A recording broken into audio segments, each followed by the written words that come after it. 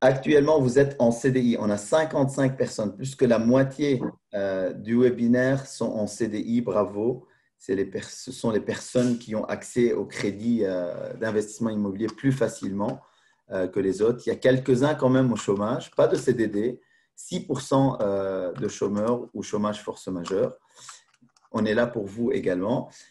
Quand même, on a 2% d'étudiants et des stagiaires. La chance d'être là parmi nous, apprendre toutes ces techniques à cet âge-là, bravo. Quand même beaucoup d'indépendants, donc la moitié, c'est beaucoup d'indépendants et beaucoup de gérants d'entreprise. Super, 19 et 17%. Pas mal, pas mal. Bon, super. Alors, je vais vous laisser avec ma collègue Elodie pour la première partie, comment investir dans l'immobilier, quels sont les avantages plutôt d'investir dans l'immobilier locatif en personne physique. À toi, Elodie. Yes. Alors, bonjour à toutes et à tous. Donc, effectivement, aujourd'hui, on va parler des différentes formes d'investissement, puisque c'est vrai que quand on démarre dans l'immobilier, on peut se dire, bah, tiens, concrètement, par quoi je commence? Est-ce que je le fais en société? Si oui, comment est-ce que je le fais? Ou est-ce qu'au contraire, j'utilise mon CDD, mon CDI, le fait que je sois employé pour investir? Donc, avant de rentrer dans le vif du sujet, quelques petits mots sur moi. Donc, je pense que beaucoup d'entre vous m'ont déjà vu au moins une fois, que ce soit avec Danny, que ce soit au travers de vidéos YouTube ou autres. Mon but, c'est vraiment, en fait, en tant qu'investisseuse et coach immobilier, de vous aider, en fait, à réaliser des investissements rentables en Belgique afin que vraiment l'immobilier puisse être mis au service de votre vie et que vous puissiez, grâce à l'IMO, eh bien, vivre une vie avec plus de temps, d'argent et de liberté en fonction de votre objectif. Concrètement, je fais tout ça donc avec mon équipe au travers de coaching individuel, de groupes, de formations en ligne, des vidéos via YouTube, des masterminds pour des débutants, pour des niveaux avancés, conférences, séminaires, des articles de blog. Bref, il y en a vraiment pour tout le monde et tous les goûts. Concrètement, quand moi j'ai démarré l'immobilier, la toute première opération que j'ai faite, c'était il y a un petit peu plus de 2 ans, eh bien j'ai commencé à investir en personne physique, tout simplement parce que comme 55% d'entre vous qui êtes avec nous ce soir, eh bien j'étais salariée et à la base, en fait, rien ne me prédestinait quelque part à devenir gérante de plusieurs entreprises, à investir de manière massive, etc. À la base, je voulais juste faire quelques petits investissements et je voulais simplement avoir cette indépendance financière et ça s'arrête là. Donc, j'ai commencé comme ça et puis après, je suis passée de l'autre côté où j'ai commencé à investir en société et actuellement, j'investis encore en personne physique, mais c'est de plus en plus rare. Et c'est principalement au travers de mes 2 sociétés dans lesquelles j'investis actuellement parce que, et ça on le verra avec Dany, ça nous permet vraiment un effet de levier puissant et un effet vraiment exponentiel. Mais il faut bien commencer quelque part et notamment dans les avantages à investir en nom propre. Le premier, c'est que c'est facilement actionnable quand vous êtes salarié, vous êtes employé et que du coup, vous avez un travail fixe, une source de revenus stable. C'est avantageux justement de pouvoir s'en servir parce que qui dit avoir une société et investir en société dit forcément d'autres contraintes, alors qu'en fait, ici, eh bien, votre CDI, votre contrat de travail, votre salaire fixe, c'est vraiment le Saint Graal pour le banquier. Et donc, en fait, ça va être la manière de se faire financer pour vous qui est la plus facile, la plus simple. Donc, si vous voulez démarrer et que dans un second temps, vous souhaitez, par exemple, lancer votre propre projet, eh bien, c'est sûr que je vous conseille d'exploiter au maximum votre statut, votre CDI, pour qu'au moment où potentiellement vous arrivez à avoir trop d'encours, eh bien, vous pouvez passer en société, mais vous avez vraiment capitalisé sur le plus de crédits possible. Le gros avantage également d'investir en nom propre, c'est que votre cash flow est quasiment net dans votre poche. C'est-à-dire que la fiscalité est vraiment très légère. Vous êtes taxé en fait sur votre revenu cadastral indexé, donc un revenu une taxe que vous devez payer à l'État pour être propriétaire.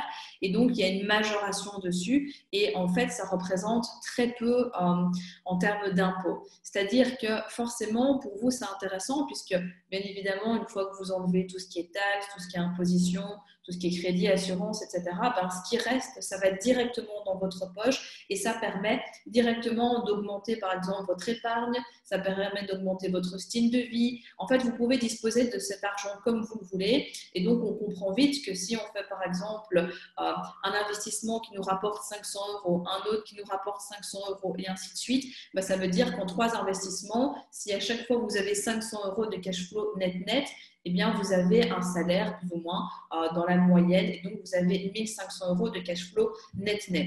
Donc ça, c'est vraiment un très gros avantage qui peut vous permettre justement, si votre projet est de reconstituer rapidement une épargne, de mettre de côté ce cash flow pour aller plus vite et créer un effet de levier encore plus important.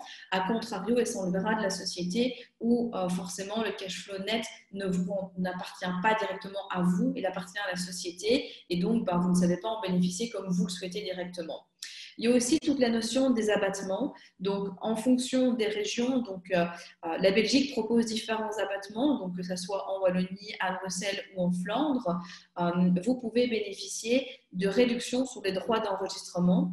Par exemple, à Bruxelles, sur la première tranche de 175 000 euros, vous ne payez pas les fameux 12% et demi. Donc, ça vous fait une économie d'un peu plus de 21 000 euros, ce qui est non négligeable. En Wallonie, vous avez les abattements. Donc, il y en a deux. Il y a un abattement sur la première tranche de 20 000 euros qui correspond en fait à une économie réelle de 2 500 euros. Petit, mais toujours ça de prix, où vous avez l'abattement de ce qu'on appelle les maisons modestes, où là, on est à un abattement qui passe, au lieu d'avoir des frais d'enregistrement à 12,5, on passe sur des frais à 6%. Alors, bien entendu, ceci s'applique majoritairement quand on achète sa résidence principale, puisque c'est un coup de pouce en fait que l'État donne aux propriétaires pour nous aider à démarrer. Maintenant, il existe des techniques légales, j'insiste, qui vous permettent d'en bénéficier, d'être dans la légalité et de vous créer un autre effet de levier par rapport à ça. Donc, il y a les abattements. Forcément, une société ne peut pas bénéficier de cet abattement, donc ça a du sens de le faire en personne physique. Il y a un accès qui est beaucoup plus facile au crédit à 125%.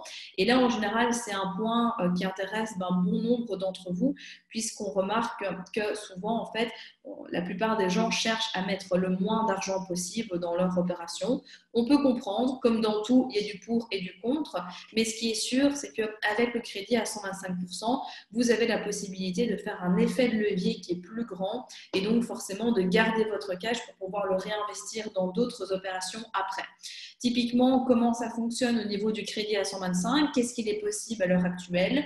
Vous pouvez, si par exemple vos parents, vous-même, un proche a des biens immobiliers qui sont libres en tout ou en partie d'hypothèque. Vous pouvez par exemple mettre un deuxième rang sur ces biens immobiliers, que ce soit un premier rang, un deuxième rang, voire un troisième rang, et grâce à ça, vous faire financer les frais d'enregistrement, les frais de notaire de manière générale, les travaux, bref, tout ce que vous avez besoin. Il est également possible, sur base d'une technique similaire, de faire un refinancement.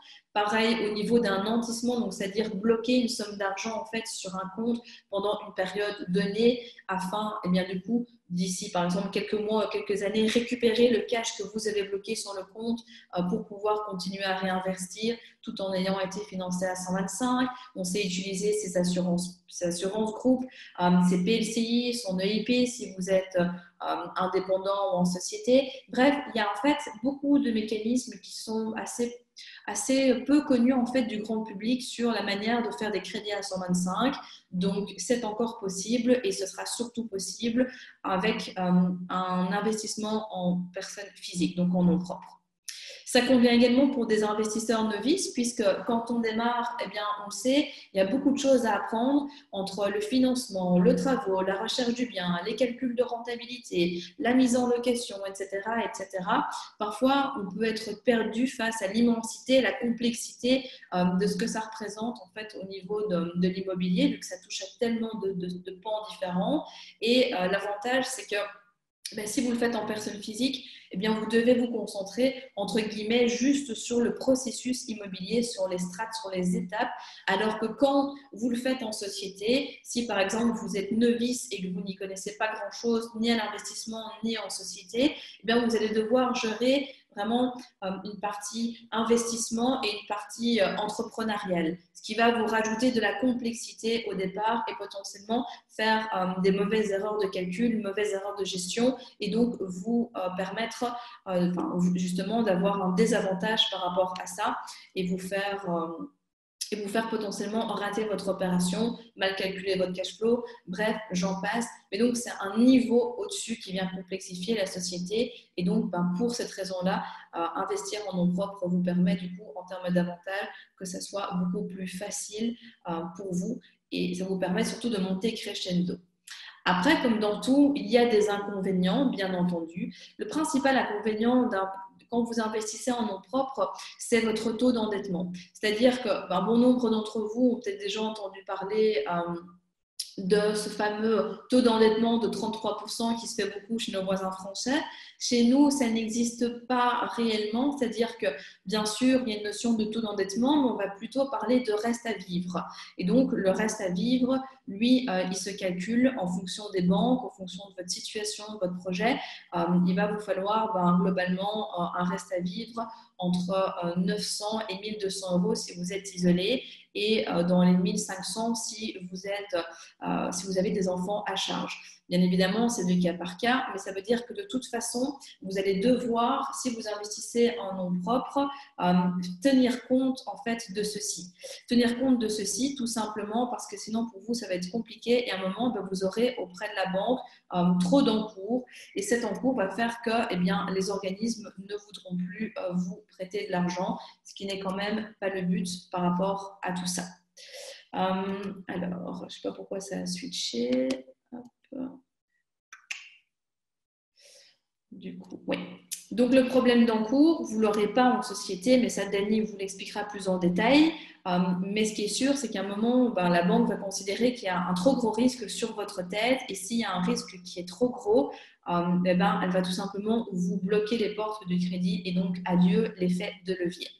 Ensuite, les frais ne sont pas déductibles, à contrario de la société qui peut, quand c'est bien utilisé, faire baisser votre imposition. Ici, tout ce que vous allez payer, ce sont des frais qui sortent de votre poche si ça n'a pas été pris en compte lors du crédit ou même avec la vétusté, avec la mise en exploitation de votre bien, vous aurez des frais et là, forcément, c'est vous qui allez devoir les payer. Donc, vous avez quelque part une perte avec ça.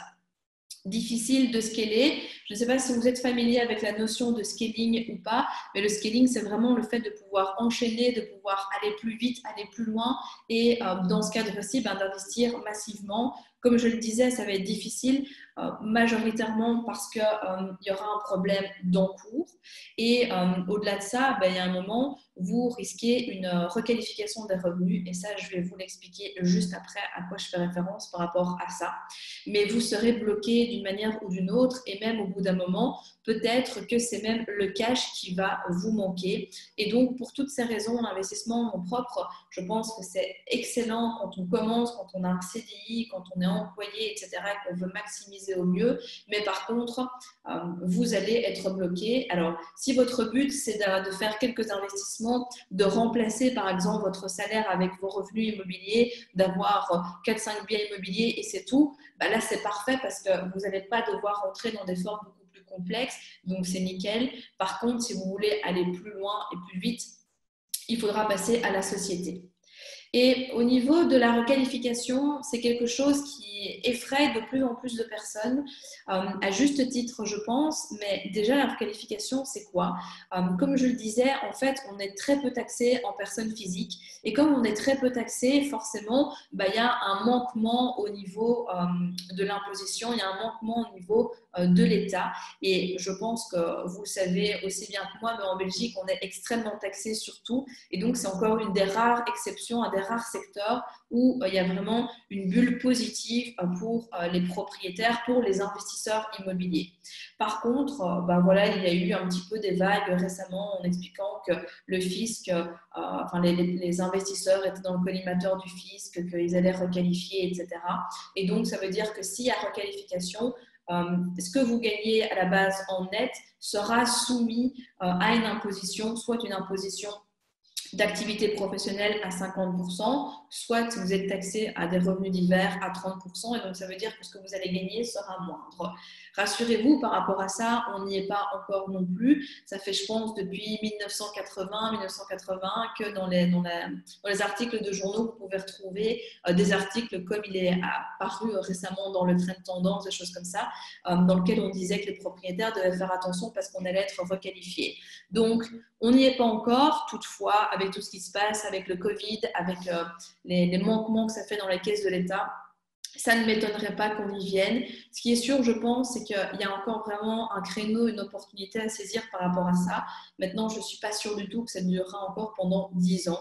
La société, on le verra, est une solution par rapport à tout ça. Mais en attendant, vous pouvez quand même y aller. Mais concrètement, là, vous vous dites peut-être, OK, c'est bien beau tout ça, mais comment est-ce qu'on se fait requalifier et que faire si on est requalifié? Le pire là-dedans, c'est que c'est un petit peu... comme on voit souvent en Belgique, il n'y a pas de règles spécifiques. Une région va appliquer telle règle, l'autre va appliquer une autre, etc. Et donc, on se retrouve avec vraiment un vide juridique important et surtout des manquements et on ne sait concrètement pas exactement ce qu'on doit faire ou pas. Il y a des informations qui sont donnés par certains comptables, certains fiscalistes qui peuvent nous aiguiller, mais même eux, en fait, ne savent pas concrètement. Mais on a déjà pu remarquer auprès des personnes qui ont été requalifiées qu'il y avait plusieurs facteurs qui jouaient en compte. La régularité des opérations, c'est-à-dire que si vous achetez 2-3 biens immobiliers sur 5-10 ans, ou si vous en achetez 2-3 par an, forcément, au plus vous en faites, au plus cette activité peut être considérée comme une activité professionnelle. On a également le fait de faire un achat-revente ou du locatif. Ce qui est surtout dans le collimateur du fisc, c'est l'achat-revente, puisque c'est là qu'il y a le plus gros gain spéculatif. C'est là qu'on peut vraiment gagner beaucoup d'argent en un coup. Et donc, c'est surtout les opérations d'achat-revente qui vont être visées. Par contre, ça n'exclut quand même pas tout ce qui est la mise en location, comme on fait de base, parce que, encore une fois, au plus vous en avez, au plus vous êtes dans le collimateur. Ensuite, une notion qui est extrêmement importante, c'est le fait de savoir si ces biens immobiliers que vous avez ont été achetés cash ou est-ce qu'ils ont été à crédit. Et s'ils ont été achetés à crédit et que vous avez su faire beaucoup de crédit à 125%, c'est un facteur qui est aggravant pour le fisc parce qu'encore une fois, vous utilisez des effets de levier. Il faut savoir que le crédit à 125%, c'est un crédit qui est de moins en moins mis en avant par les banques, par la Banque nationale, etc. Et donc, au niveau du fisc aussi, c'est quelque chose qui peut être rédhibitoire pour vous. En fait, ce que veut le fisc concrètement, c'est que vous puissiez gérer votre patrimoine immobilier en nom propre comme un bon père de famille. Sauf que on a tous, on est 68 en direct aujourd'hui, on a tous une définition différente de ce que c'est en fait être un bon père de famille et avoir une gestion en bon père de famille. C'est-à-dire que moi, un bon père de famille, ce sera peut-être 20 biens immobiliers, peut-être que pour Dany, ça en sera 60, peut-être que pour quelqu'un d'autre, ça en sera 10. En fait, on a tous notre notion et c'est ça qui est compliqué dans cette notion-là, c'est qu'il n'y a pas de règle fixe, comme je vous le disais. Ce qui est sûr, c'est que ça ne doit pas être votre source de revenus principale. J'entends par là que si vous êtes un jour contrôlé et qu'en fait, vous n'avez ni activité entrepreneuriale sur le côté et qu'en fait, vous vivez tout simplement de vos loyers, que vous passez vos journées à vous balader, à vous faire plaisir, à boire des pina coladas dans le parc, peu importe ce que vous souhaitez faire, eh bien là, il y aura un problème parce que vous serez en dehors du cadre, en dehors du système et ça, le fisc n'aime pas. Par contre, si vous savez prouver que vous êtes entrepreneur et que, par exemple, tous vos bénéfices, vous les réinjectez dans de l'immobilier et que votre agenda démontre que votre rentrée principale d'argent n'est pas l'immobilier, mais est votre entreprise, eh bien, ça vous permettra d'avoir une bonne excuse, entre guillemets, par rapport à ça. On a aussi le fait d'être un expert immobilier. Un expert immobilier, ça va plutôt être tous les professionnels qui gravitent en fait au niveau de l'immobilier, c'est-à-dire agent immobilier, tout ce qui peut être également, pour moi, des coachs immobiliers, un expert, des personnes qui travaillent dans le secteur bancaire et tout ce qui s'ensuit. C'est un facteur qui est aggravant en plus. Et le pire du pire, c'est si vos revenus immobiliers, en fait, ils sont cumulés à d'autres sources de revenus qui sont des revenus de remplacement. Le chômage, la mutuelle, tout ce qui s'ensuit, Tout ça, en fait, c'est le facteur le plus aggravant parce que ça veut dire que vous profitez du système tout en vous enrichissant de l'autre côté et ça ne passera pas. Donc, concrètement, voici un petit peu les éléments en fait, qu'on nous renseigne de base pour une potentielle requalification. En termes de chiffres, ce ne sont pas des chiffres officiels, mais c'est des chiffres que j'ai pu récolter auprès de différents comptables. Mais encore une fois, ils sont à prendre avec des pincettes, tout simplement parce que, comme je le disais, il n'y a pas de règle fixe. C'est qu'on considère qu'à partir de 24 000 € de revenus locatifs annuels, donc ça va très très vite, il ne faut pas 10 investissements pour arriver à ça, sauf si vous faites des très très petits, mais encore, à partir de ce montant-là, eh bien, vous êtes clairement dans le collimateur du fisc et vous pouvez risquer une potentielle requalification. Et donc, on conseille, quand on arrive dans les 20 000 € de passer en société, puisque en société, vu que vos loyers deviennent du chiffre d'affaires, vous êtes loin de cette requalification, donc vous ne risquez rien. Donc, concrètement, je vois qu'il y a quelques questions et j'y répondrai juste à la fin de tout ça. Je pense qu'au niveau de la requalification, comme je le disais, donc, malheureusement, donc, il n'y a rien qui existe en termes de règles claires. Il faut toutefois le garder en tête et c'est pour ça que je pense qu'une bonne combine peut être de commencer à investir en nom propre et puis de passer en société, voire de cumuler les deux, mais de ne pas trop presser, entre guillemets, le citron au niveau de l'investissement en nom propre, sauf si eh bien, vous voulez faire quelques petits investissements, mais pas trop. Par contre, si vous prévoyez d'investir massivement, alors créez-vous un effet de levier, un bon tremplin en nom propre, et puis scaler et augmenter avec une société, ça vous permettra d'être à l'abri de tout ça. Donc, si je devais le récapituler en quelques points, donc investir en nom propre, c'est très bien. Ça convient surtout pour un petit parc immobilier. Ça convient également quand on démarre, quand on est employé, quand on est salarié. Ça convient également si vos objectifs, comme je le disais, sont relativement simples. Encore une fois, on voit beaucoup de choses sur Internet. C'est toujours important que l'immobilier soit mis au service de votre vie. Il n'y a pas de bonne ou de mauvaise manière de faire. Ce n'est pas parce que quelqu'un a 50 biens immobiliers qu'il est mieux que vous si vous n'en avez que 5. 50 immobiliers, c'est la gestion. On voit toujours que le côté positif, mais à tout côté positif, il y a un versant aussi qui est un petit peu moins. Donc vraiment, basez-vous sur vos propres objectifs à vous. Et ce qui est important aussi de comprendre, c'est que l'investissement en nom propre n'exclut pas en fait l'investissement en société. Donc ça veut dire que vous pouvez très bien faire 1 ou 2 investissements en nom propre, continuer en société et puis de temps à autre faire un investissement en nom propre dans lequel vous injectez plus de cash, des choses comme ça, pour vous permettre du coup d'avoir une bonne régulation au niveau de la requalification. Si plus de 22 000 € de loyer brut passez vers la société, d'autres disent 20, d'autres 22, d'autres 24, considérez que de toute manière, une fois que vous dépassez les 20 000 € de loyer brut, donc pas net, mais brut, donc c'est pour ça qu'on y est assez vite, ça vaut quand même la peine de se poser la question de passer assez rapidement en société. Encore une fois, si vous souhaitez vous créer un grand parc immobilier, si vous souhaitez scaler, si vous souhaitez bâtir un petit empire, entre guillemets, la société sera beaucoup plus adaptée pour vous. Et une dernière petite précision, c'est que si un jour vous avez une requalification, pas de panique, surtout n'acceptez pas les choses comme telles, prenez contact avec votre avocat, avec votre fiscaliste, avec un notaire et surtout défendez-vous parce qu'il y a des dossiers, il y a des personnes qui se sont défendues et finalement alors qu'ils ont voulu être requalifiés, ils ont su s'extirper ou d'autres personnes qui à la base devaient être taxées à 50% ont su être taxées que à 30%, c'est toujours 20% de prix. Donc voilà, c'est important, surtout ne vous laissez pas faire et tout se passera bien. Et pour répondre aux 2 petites questions que Spinaël et Camille ont posées, Spinaël, ici, on ne parle pas de société, on parle vraiment de l'investissement en nom propre. Donc, ce que j'explique au niveau de la requalification, ça ne concerne pas la société, donc pas de société offshore non plus. Et pour Camille, donc, comment s'arrêter de travailler et de vivre de ses rentes. En fait, tu n'es pas obligé de faire ça en nom propre, c'est-à-dire que tu peux très bien investir en nom propre, investir en société, et avec ce que ton activité en société, donc une société plutôt patrimoniale, va te dégager, te verser par exemple un salaire de dirigeant, de gérant et te permettre de vivre de tes rentes. Il y a tellement de formes différentes, mais il n'y a pas juste le fait d'être simplement rentier en nom propre. Je pense que la forme doit vraiment se réfléchir avec une société et un nom propre pour être tranquille à tous les niveaux.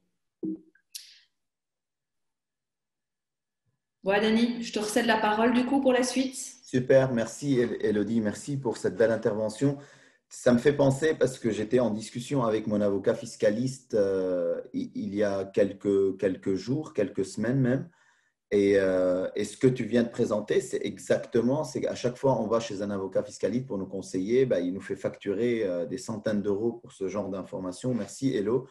Euh, Ici, je tiens à juste rebondir aux commentaires de Camille de vivre de ses loyers. Il faut savoir que vraiment pour que le fisc requalifie les revenus, il faut y aller quand même. Il faut vraiment déroger à toutes les clauses que Elodie a citées. Ça veut dire, si vous dépassez les 24 000, vous avez dérogé à une seule. Ça parfois, ce n'est pas grave. Je connais des gens où notre avocat fiscaliste les a défendus qui ont des centaines de milliers d'euros en revenus actifs.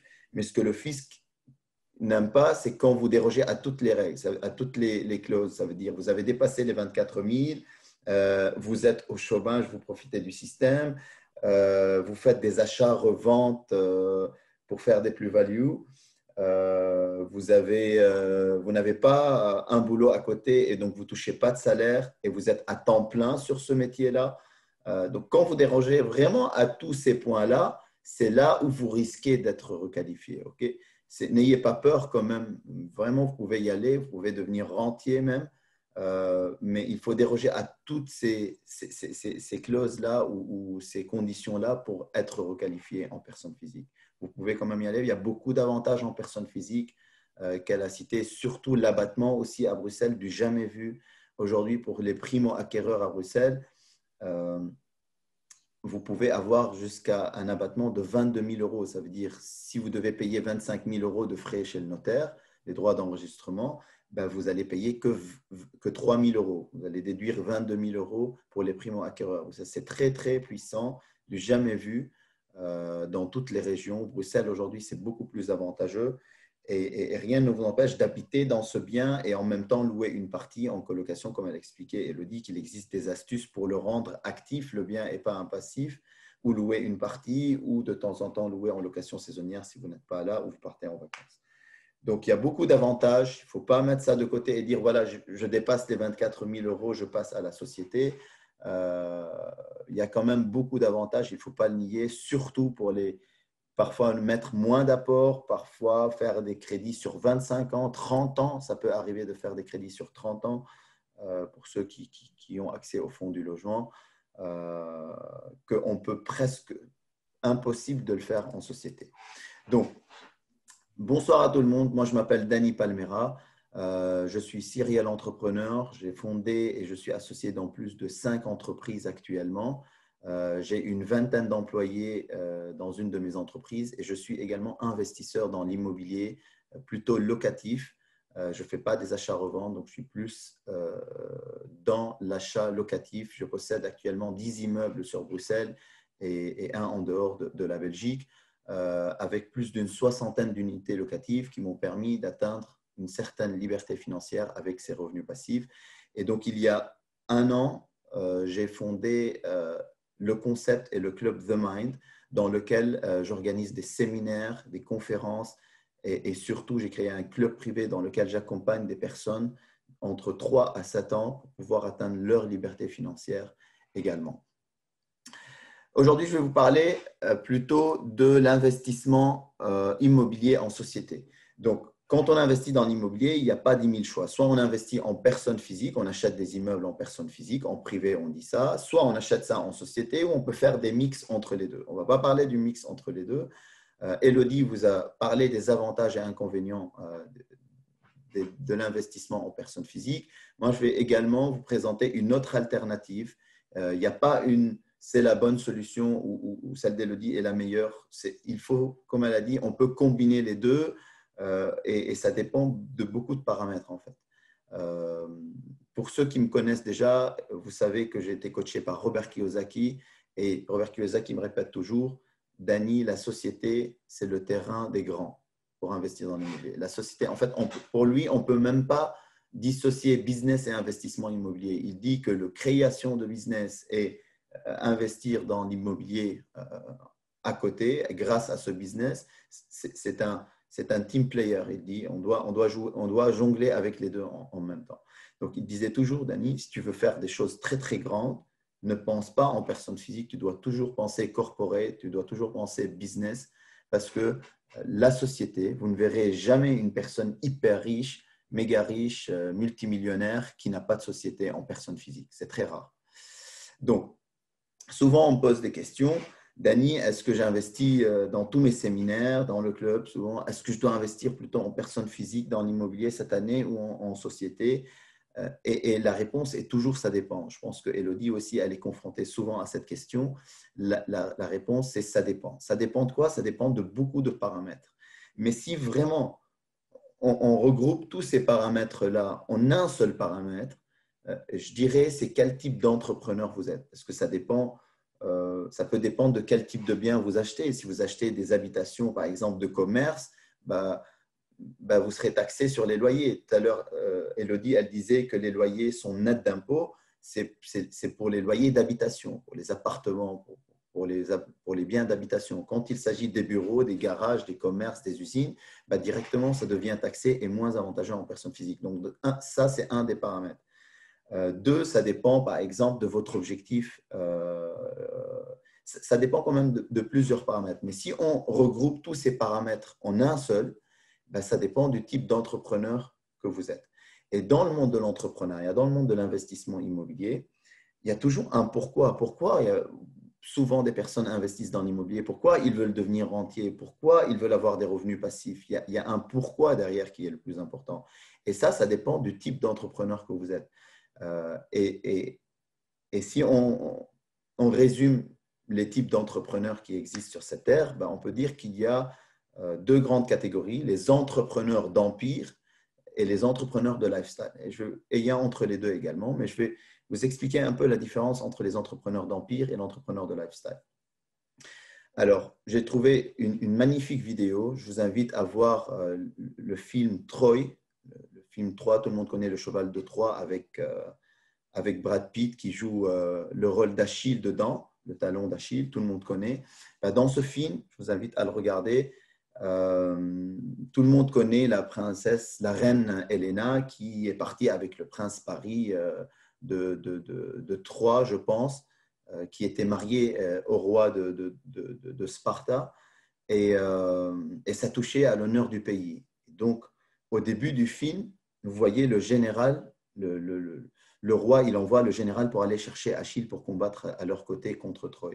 Et vous voyez en début de film, le général qui arrive voir Achille, lui dit « On a besoin de toi, Achille, pour combattre dans cette guerre. » Et Achille lui répond « Écoute, je n'ai pas envie de combattre pour ce roi, cet empereur, je ne l'aime pas du tout. » Et le général lui dit « Mais écoute, ne le fais pas pour lui, mais fais-le pour nous parce qu'on a confiance en toi et ça va être légendaire, cette guerre-là. L'histoire va parler de cette guerre. Et si tu ne veux pas combattre pour lui, nous, on préfère combattre avec toi parce qu'on a confiance en toi et tu nous donnes de la force. Fais-le pour moi si tu ne veux pas le faire pour l'empereur. » Et dans le film, d'aller voir juste en début du film, là, vous voyez Achille qui vient demander à sa mère quel est son avis. Est-ce qu'il va combattre avec l'empereur ou pas? Écoutez dans la vidéo ce qu'elle lui dit.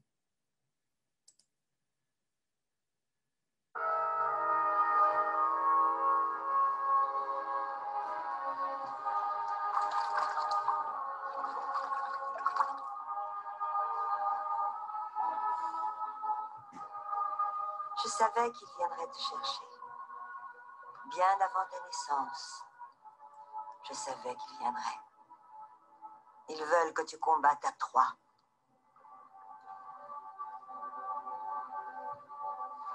Je te fais un autre collier de coquillages, comme ceux que je te fabriquais quand tu étais petit.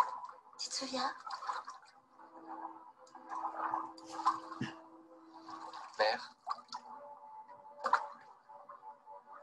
je décide ce soir. Si tu restes à Larissa, tu vivras en paix. Tu trouveras une femme merveilleuse. Tu auras des fils et des filles qui auront à leur tour des enfants. Ils t'aimeront tous beaucoup. Après ta mort, ils se souviendront de toi. Et quand tes enfants seront morts, et leurs enfants après eux, on aura oublié ton nom. Si tu te rends à Troie, tu connaîtras la gloire. On écrira l'histoire de tes exploits pour les milliers d'années à venir. Le monde n'oubliera jamais ton nom. Mais si tu te rends à Troie, tu ne reviendras jamais. Ta gloire n'a d'autre prix que celui de marcher aux côtés de ta mort. Et jamais je ne te reverrai.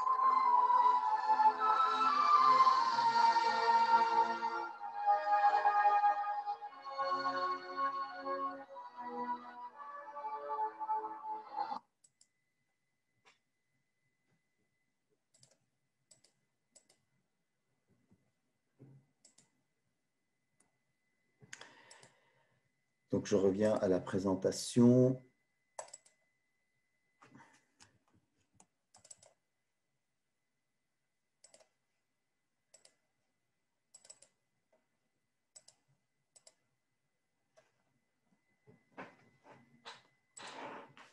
Donc, vous avez vu ce qui s'est passé. Elle lui a dit, si tu pars, tu risques de mourir carrément, mais quand même, le monde en parlera de toi, l'histoire parlera de toi. Et vous savez ce qui s'est passé, en fait. Il savait qu'il allait mourir et il est quand même parti. Et voilà, on parle de lui aujourd'hui. C'est l'histoire parle de lui. Il y a un film par rapport au talon d'Achille. C'est très, très connu. Et c'est exactement ça, un peu la métaphore est-ce que vous êtes plutôt un entrepreneur d'empire? Vous devez faire des grandes choses dans votre vie. Vous voulez devenir multimillionnaire. Vous avez envie de créer un empire. Ou plutôt, vous êtes un entrepreneur de lifestyle. Si vous avez 2 000, 3 000 euros de revenus passifs qui tombent tous les mois, ben vous pouvez vivre heureux également, passer plus de temps de qualité avec votre famille, moins sacrifier et plutôt voyager, faire ce que vous avez envie de faire. Il n'y a pas bon et mauvais, mais ça a des types d'entrepreneurs et il y a évidemment entre les deux. Mais vous savez, quand vous voyez un petit peu les grandes personnes comme Elon Musk, comme Jeff Bezos, comme Steve Jobs, voilà, il a sacrifié quand même sa vie. Il a eu le cancer, il est mort. Et aujourd'hui, Apple, c'est l'une des plus grandes entreprises. Il a créé un empire. Donc, c'est exactement ça. Quel type d'entrepreneur vous êtes? C'est ça qui va vraiment déterminer ce que vous devez faire un peu par la suite. Rien ne vous empêche d'être entre les deux également, mais c'est là qui va définir un peu plus votre choix si vous investissez qu'en personne physique ou qu'en société ou également entre les deux. Donc, l'investissement en immobilier, comment ça se passe? On ne parle plus de salaire maintenant, on n'a plus de CDD, c'est pour ça qu'on a fait le sondage. Il y a quand même un peu 40% des personnes qui sont présentes aujourd'hui, qui sont indépendantes et gérantes d'entreprise. Donc là, on parle plutôt de chiffre d'affaires. Comment ça fonctionne dans une entreprise? On fournit des services, on vend des produits, on produit du chiffre d'affaires. Ensuite, on a les frais d'assurance, les frais pour employer des personnes, le salariat, ainsi de suite, notre salaire, tout rentre dans les frais. Donc, le chiffre d'affaires moins les frais, on arrive à ce qu'on appelle les bénéfices comptables. Ensuite, il y a ce qu'on appelle les retraités. On rajoute les dépenses non admises, moins les amortissements. Donc, en fait, si on a fait 100 000 euros de chiffre d'affaires et on a fait 50 000 de frais, ben, nos bénéfices comptables sont de 50 000 euros. Les amortissements, je ne sais pas si vous êtes familier aux amortissements, mais quand vous achetez vous achetez par exemple une voiture en société, vous sortez de votre trésorerie, vous la payez cash en 10 000 euros par exemple, ben là vous avez perdu 10 000 euros de trésorerie. Par contre, dans la société, fiscalement parlant, comment ça va être traité? On va amortir cette voiture en 5 ans. Donc la première année, on va enlever 2 000 euros. La deuxième année, on va enlever 2 000 euros. La troisième année, on va enlever 2 000 jusqu'à la 5e année. Et à la fin de la 5e année, on dit que sa valeur comptable à la voiture est égale à 0. Donc, on l'a amorti complètement. Ce qui fait que tous les ans, grâce aux investissements que vous allez faire, comme la voiture, l'immobilier, c'est pareil, vous pouvez l'amortir sur 25 ans, 30 ans, ben, tous les ans, vous faites la première fois l'investissement et après tous les ans, pendant 25 ans, vous pouvez réduire votre bénéfice comptable et payer moins d'impôts. Quand vous enlevez les amortissements de vos bénéfices comptables, vous arrivez à ce qu'on appelle les bénéfices fiscaux ou la base imposable, la base sur laquelle on va appliquer l'impôt des sociétés, l'ISOC, que vous voyez ici. Donc, cette année, l'impôt des sociétés est à 25%. Il existe quelques paramètres pour le rendre à 20% cette année. Ça baisse depuis 2 ans en Belgique. Et une fois notre base imposable elle est frappée par l'impôt des sociétés, on arrive à ce qu'on appelle les bénéfices après impôt, les résultats nets. Et les résultats nets, c'est là, lors d'une assemblée générale, on décide est-ce qu'on les laisse dans la société cet argent, donc on dit que ça reste dans les réserves, ou plutôt on les distribue comme des dividendes. Si par exemple vous êtes le seul gérant et associé ou actionnaire de cette entreprise, ben, si vous redistribuez les dividendes, vous allez payer 30% de nouveau de précompte mobilier pour que l'argent qui vous revienne devienne net. C'est à peu près un peu partout, que vous soyez en France, en Espagne, c'est toujours la même chose. C'est les taux qui vont changer, les taux de l'impôt de société, les taux des dividendes, le précompte mobilier qui va changer. Pourquoi je vous montre ça? Ce n'est pas un cours de fiscalité, mais pour vous dire quand même un peu l'avantage. Je vais vous poser la question. Imaginez, vous avez des bénéfices fiscaux de 100 000 euros. Imaginons, vous êtes, après les amortissements, vous avez 100 000 euros de bénéfices fiscaux. Ces 100 000 euros vont être frappés à l'impôt des sociétés. Donc, il va vous rester 75 000 comme résultat net. Et ensuite, vous décidez. Si vous les laissez dans la société, ben, il va vous rester 75 000 à gauche. Si vous distribuez ces dividendes, si vous distribuez ces 75 000 en dividendes, ben ces 75 on va payer 30% là-dessus. Ben on va payer peut-être 25 000. Il va vous rester 50 000 net dans votre poche en tant que personne physique. Alors que les 75 000 sont pour la société. Et j'ai une question que je pose toujours dans mes séminaires. Qui préfère avoir 50 000 euros dans sa poche, les mettre comme apport pour investir dans l'immobilier? Qui dit 50 000 comme apport, dit que vous allez avoir un petit immeuble. Qui dit 75 000 comme apport, dit vous allez avoir un immeuble un petit peu plus grand. Mais par contre, il n'appartient pas à votre nom, plutôt au nom de la société. Donc, la question c'est, qu'est-ce que je fais? Est-ce que vaut mieux que j'investisse en personne physique ou en société? Et souvent, la plupart des gens dans le séminaire me disent, Dany, ben, vaut mieux évidemment que j'utilise les 75 000 euros et je les investis avant de les sortir pour moi. Donc, c'est la société qui les investit et j'investis dans la société achète de l'immobilier. Il y a encore mieux. Et quid si avant la fin de l'année fiscale, avant même de se faire taxer à l'ISO, avant de payer l'impôt des sociétés, les 100 000 d'avant, qu'ils étaient au départ, on peut, et grâce à ça, les réinvestir avant la fin de chaque année pour investir dans l'immobilier. Et c'est très puissant. Il n'y a aucune autre méthode qui peut battre cette méthode-là. C'est pour cette raison-là, les grosses entreprises, ils font des chiffres d'affaires monumentaux et ne payent presque jamais d'impôts tous les ans parce qu'ils font toujours des investissements avant impôt. Et Kiyosaki m'a toujours dit, Dany, retiens toujours cette phrase, les riches investissent avant impôt et les pauvres après impôt. Les riches investissent avant ISOC, avant impôt, les pauvres après. Qu'est-ce que ça veut dire? Ça veut dire c'est que malgré tous ces avantages et inconvénients que vous entendez parler, dès que vous recevez un salaire, ce salaire, il est déjà taxé. Donc, il a déjà subi l'impôt. Sauf si vous héritez, même si vous héritez de l'argent, vous allez payer une partie à l'État, bah, il a déjà été taxé. Par contre, si vous revendez les parts d'une société, là, ce n'est pas taxé. Vous pouvez utiliser cet argent qui n'est pas taxé pour le réinvestir dans l'immobilier. Ça, c'est l'idéal. Mais il faut savoir que les riches investissent toujours dans l'immobilier avant impôt et les pauvres après. Okay? Les pauvres pensent plutôt personne physique, personne physique. Les riches, plutôt, ils investissent et dépensent leur argent avant impôt. Ils utilisent leur voiture de fonction avant impôt, ils payent les assurances d'habitation avant impôt, ils font des rénovations avant impôt, ils payent les frais de notaire dans les frais que vous voyez ici. tout se passe avant impôt. C'est pour cette raison, si on résume un petit peu quel est le grand avantage et inconvénient, c'est qu'en société, vous allez atteindre la liberté financière beaucoup plus rapidement que vous êtes en personne physique, parce que vous êtes moins taxé. Voilà, juste une petite parenthèse.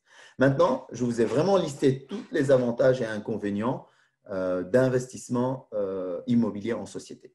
Tout ce que vous voyez en vert, ce sont les avantages, il y a quand même des inconvénients. Donc, le premier avantage, ce sont les déductions des frais d'acquisition, les droits d'enregistrement et le notaire. Donc, les frais de notaire, quand même, c'est 15%. Si vous achetez un immeuble à 1 million, soit vous payez vous-même de votre poche 150 000 en tant que personne physique, et n'oubliez pas que cet argent, souvent, il a été taxé, alors qu'ici, en société, vous pouvez le déduire directement dans les frais. Rappelez-vous toujours cette phrase, les riches investissent avant impôt, les pauvres après. Ensuite, il y a les amortissements. Les amortissements, c'est ce que je vous ai expliqué tout à l'heure avec la voiture. On peut déduire des choses un peu, des amortissements, ce sont des amortissements un peu fictifs. Ce n'est pas du vrai argent, en fait, c'est de l'argent virtuel qu'on met un moins entre le bénéfice comptable et le bénéfice fiscal qui réduisent notre base imposable, qui nous permettent de moins payer d'impôts. Ce sont vraiment les deux plus grands avantages en société. Ensuite, si vous payez les assurances, vous faites des petits travaux d'entretien, vous réparez des choses, tout ce que vous payez, vous les déduisez avant impôt. Si vous voulez transmettre l'entreprise à vos enfants ou la céder après, vous cédez les parts et donc vous allez payer beaucoup, beaucoup moins d'impôts que si vous héritez par exemple un appartement. Vous allez payer, ça peut aller jusqu'à 30% en fonction des tranches. L'un des plus grands avantages aussi, c'est que la responsabilité est limitée au capital de la société. Imaginons par exemple dans cette crise-là, vous êtes en personne physique et vous vous retrouvez dans une situation où vous ne pouvez plus rembourser les banquiers parce que vous avez des commerces et les commerces, ils ont fait tous faillite. Du jour au lendemain, si vous n'arrivez pas à rembourser le crédit à la banque, votre responsabilité est illimitée. Ça veut dire qu'on pourra venir chez vous, vous faire vendre votre résidence principale, vendre les meubles de votre bien, vendre votre voiture personnelle pour pouvoir rembourser le crédit à la banque. Donc, dans les sociétés, on appelle ça des SPRL ou des SRL. Ce sont des sociétés privées à responsabilité limitée. Qui dit responsabilité limitée, ça veut dire qu'on met un capital qu'on choisit, ça peut être 1 euro maintenant, ça a changé en Belgique, avant c'était 18 600, ça peut être tout ce qu'on veut mettre comme capital et on perd seulement le capital en cas si mon investissement a fait faillite ou pas. Kiyosaki, il parle énormément de ce genre de montage, comment protéger ses investissements.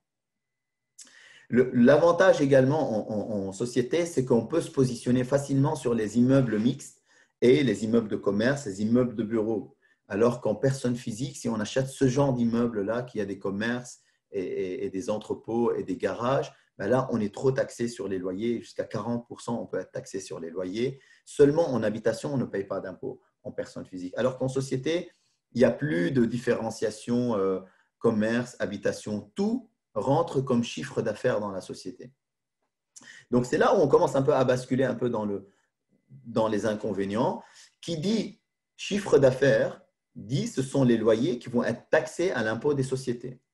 Donc, les loyers taxés à l'impôt des sociétés parce qu'ils sont des chiffres d'affaires, mais il y a toujours un sauf si. Sauf si vous faites quelque chose, vous ne payez pas les impôts sur les loyers. Le deuxième inconvénient et avantage en même temps, c'est ce qu'on enseigne un petit peu dans nos séminaires. Si vous revendez votre bien de la société après quelques années, vu qu'il a été amorti, tous les ans, sa valeur comptable déduit, comme la voiture tout à l'heure.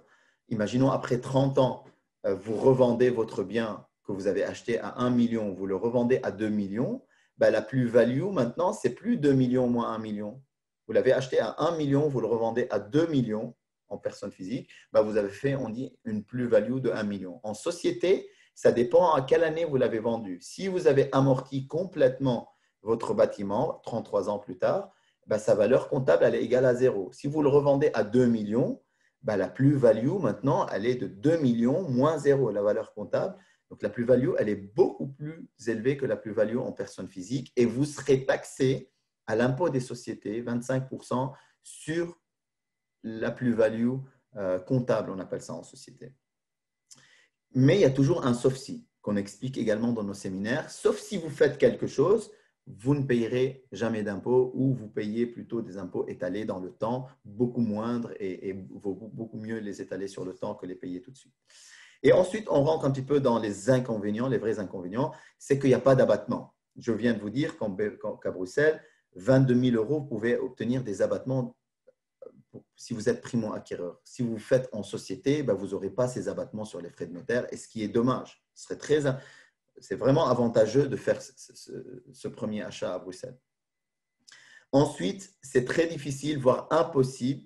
Je ne dirais pas impossible, on peut toujours faire des crédits à 125%, mais ça nécessite quand même de mettre, comme a dit Elodie, d'autres biens en garantie, ou plutôt faire du nantissement, ça veut dire bloquer une somme d'argent dans une banque pendant 2, 3, 4 ans, le temps qu'on rembourse autant de capital et puis on retire. Mais c'est moins… Allez, je connais presque personne aujourd'hui qui fait des crédits 125% en société. On doit toujours mettre un apport un petit peu plus conséquent qu'en personne physique. Évidemment, avoir une société, ça nécessite des connaissances en gestion de société et un peu de fiscalité. C'est le but d'être éduqué financièrement, parce que si vous n'êtes pas éduqué financièrement, vous risquez de faire des erreurs. Vous allez confondre la trésorerie avec la base fiscale ou la base imposable. Et là, bienvenue les confusions, bienvenue les soucis financiers. C'est très important d'avoir une bonne gestion avant de se lancer en société. Dans société, on vous demande de mettre un apport un petit peu plus élevé que si vous êtes en personne physique. Parce que là, la société, en personne physique, votre responsabilité est engagée. Ça veut dire, le banquier, il dit, si le gars il ne paye pas, au moins je peux venir lui chercher sa maison chez lui. En société, il n'y a pas ça. Il sait que si la société fait faillite, la banque, elle ne peut rien faire. Donc, pour cela, parfois, il nous demande une garantie supplémentaire. Donc, il nous demande de mettre un petit peu plus d'argent au début, mais vu que la société génère beaucoup plus facilement du chiffre d'affaires et nous, on utilise notre argent avant impôt, ça reste toujours plus avantageux par rapport à un investissement en personne physique. Et un point que j'avais oublié la dernière fois, mais je le rajoute ici, il faut qu'on soit transparent, c'est vraiment très difficile d'avoir des crédits sur 25 ans, alors qu'en personne physique, on peut avoir des crédits sur 25 ans. Quel est l'impact? C'est un impact très important sur le cash flow. Plus on a des crédits loin dans le temps, plus les mensualités de crédit sont faibles. Qui dit des mensualités de crédit faibles, dit un cash flow meilleur. Ça veut dire qu'on peut atteindre la liberté financière plus rapidement.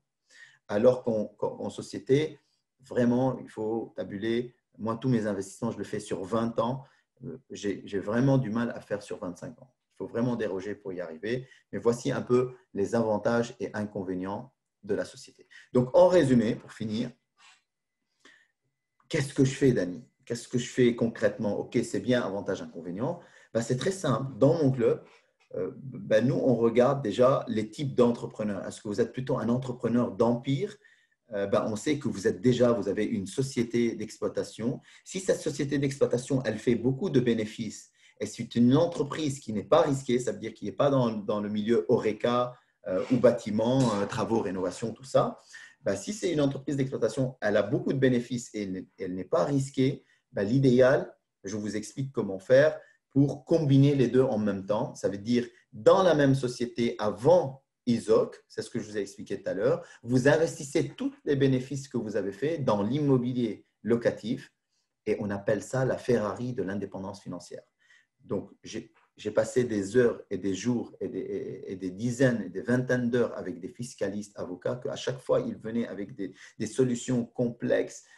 Soit c'est des trucs assurance groupe, EIP, parfois des sociétés offshore, des sociétés de management et tout ça.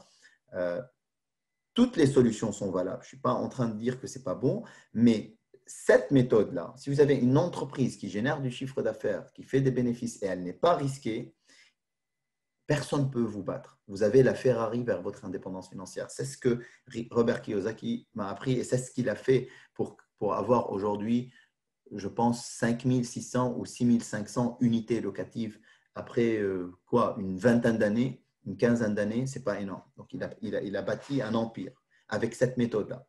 Ensuite, si votre société d'exploitation, plutôt, elle est dans l'HoReCa, elle est risquée, Ben là, il existe des montages, des sociétés de management, des sociétés de holding, des sociétés qui sont administrateurs des autres sociétés, qui font en sorte qu'on remonte des tantièmes, qu'on remonte des dividendes dans ce genre d'entreprise. Et ces entreprises-là vont investir cet argent-là dans l'immobilier. Ça, c'est le deuxième meilleur choix.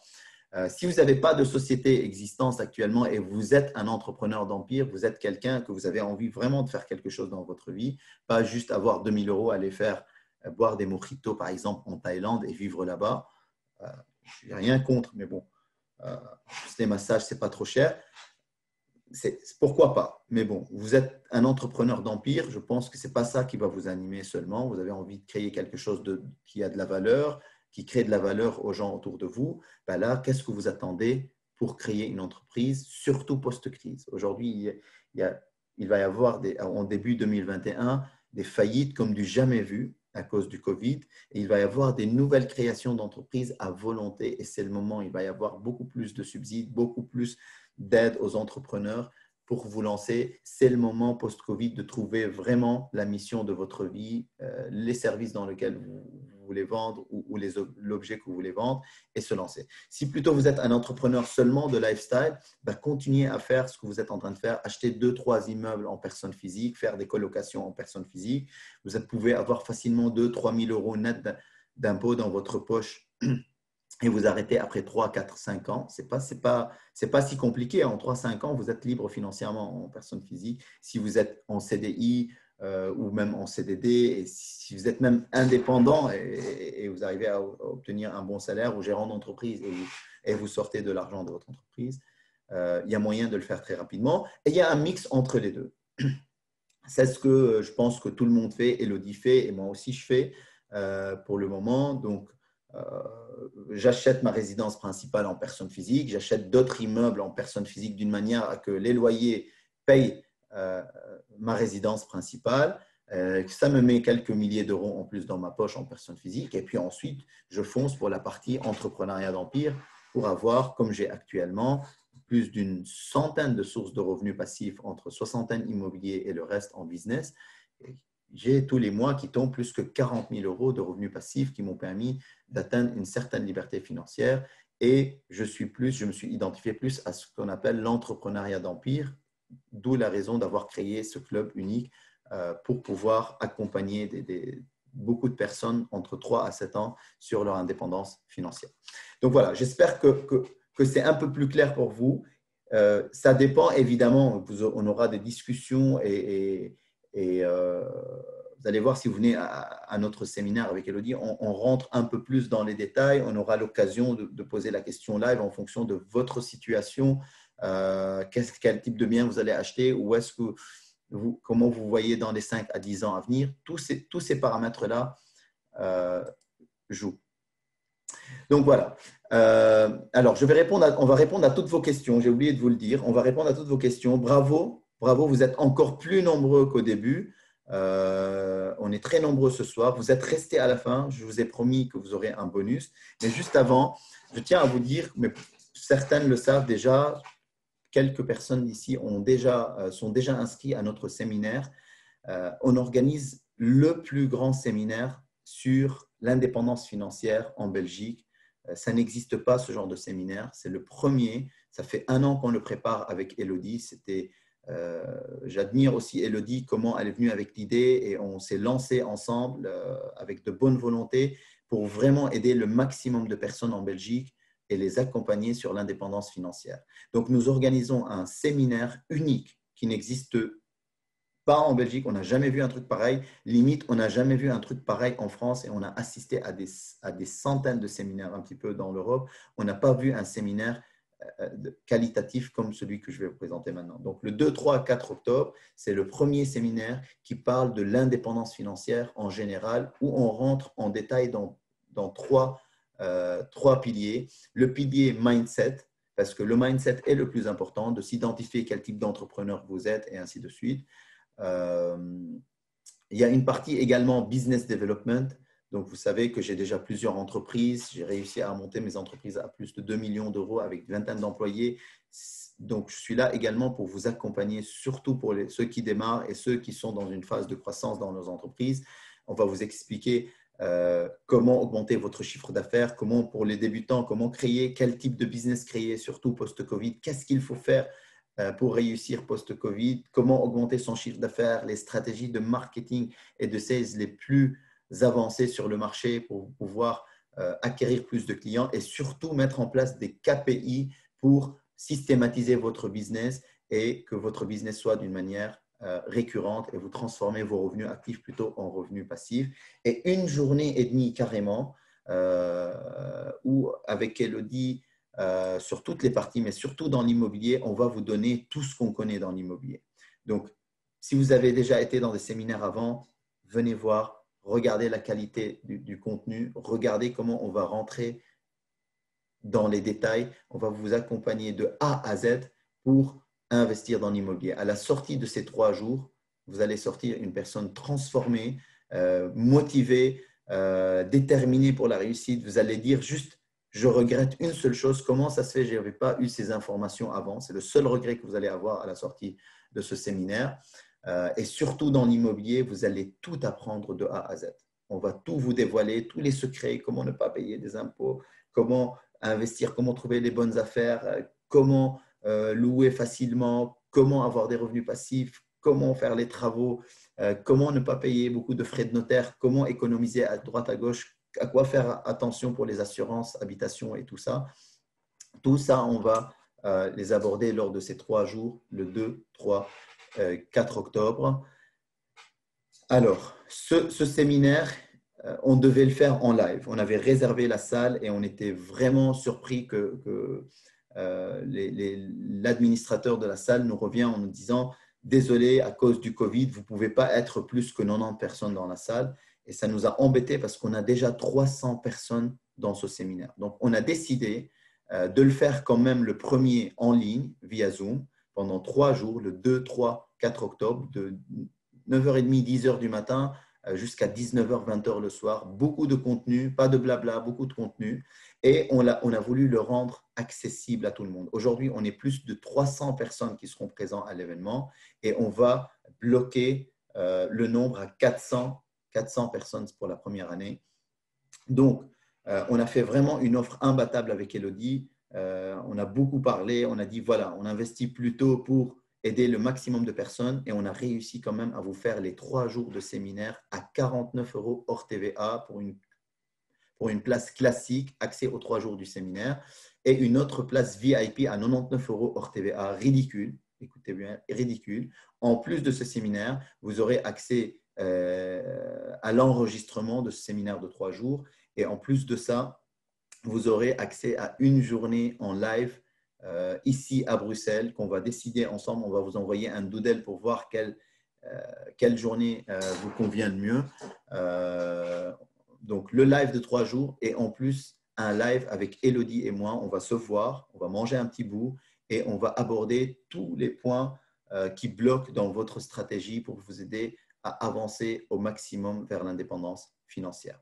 Et d'ailleurs, j'ai eu Elodie juste avant la présentation. Je dis, Elodie, qu'est-ce que tu en penses de faire vraiment un bonus spécial à ces personnes et leur dire, allez, pour seulement les 50 premiers, parce qu'on est déjà 300, on ne peut pas déborder, pour les 50 premiers qui investissent dans cette formation, les personnes qui payent leur place, qu'ils soient VIP ou classiques, ils auront une place gratuite qu'on vous offre. C'est ça le bonus ce soir. Vraiment, donc ça vous revient à 25 € chacun.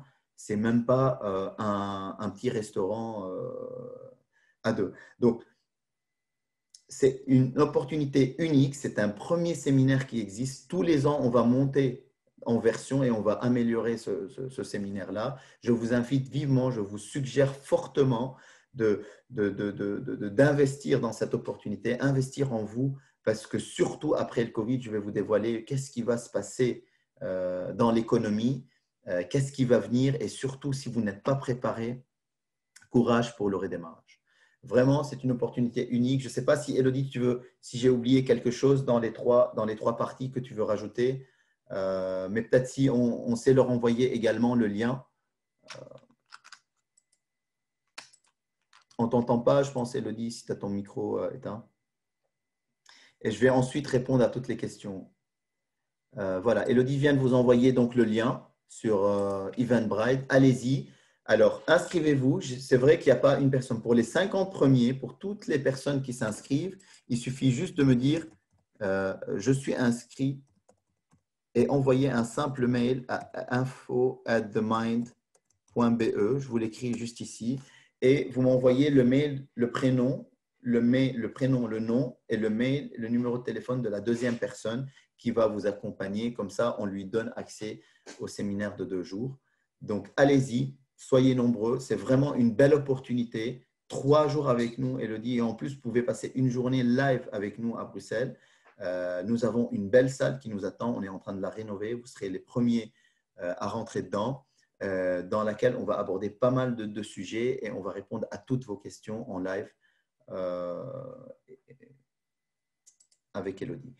Donc ici, Élodie, elle me dit le micro, on ne t'entend pas, Élodie. Je ne sais pas comment tu… Je vais voir si c'est peut-être ça vient de chez moi.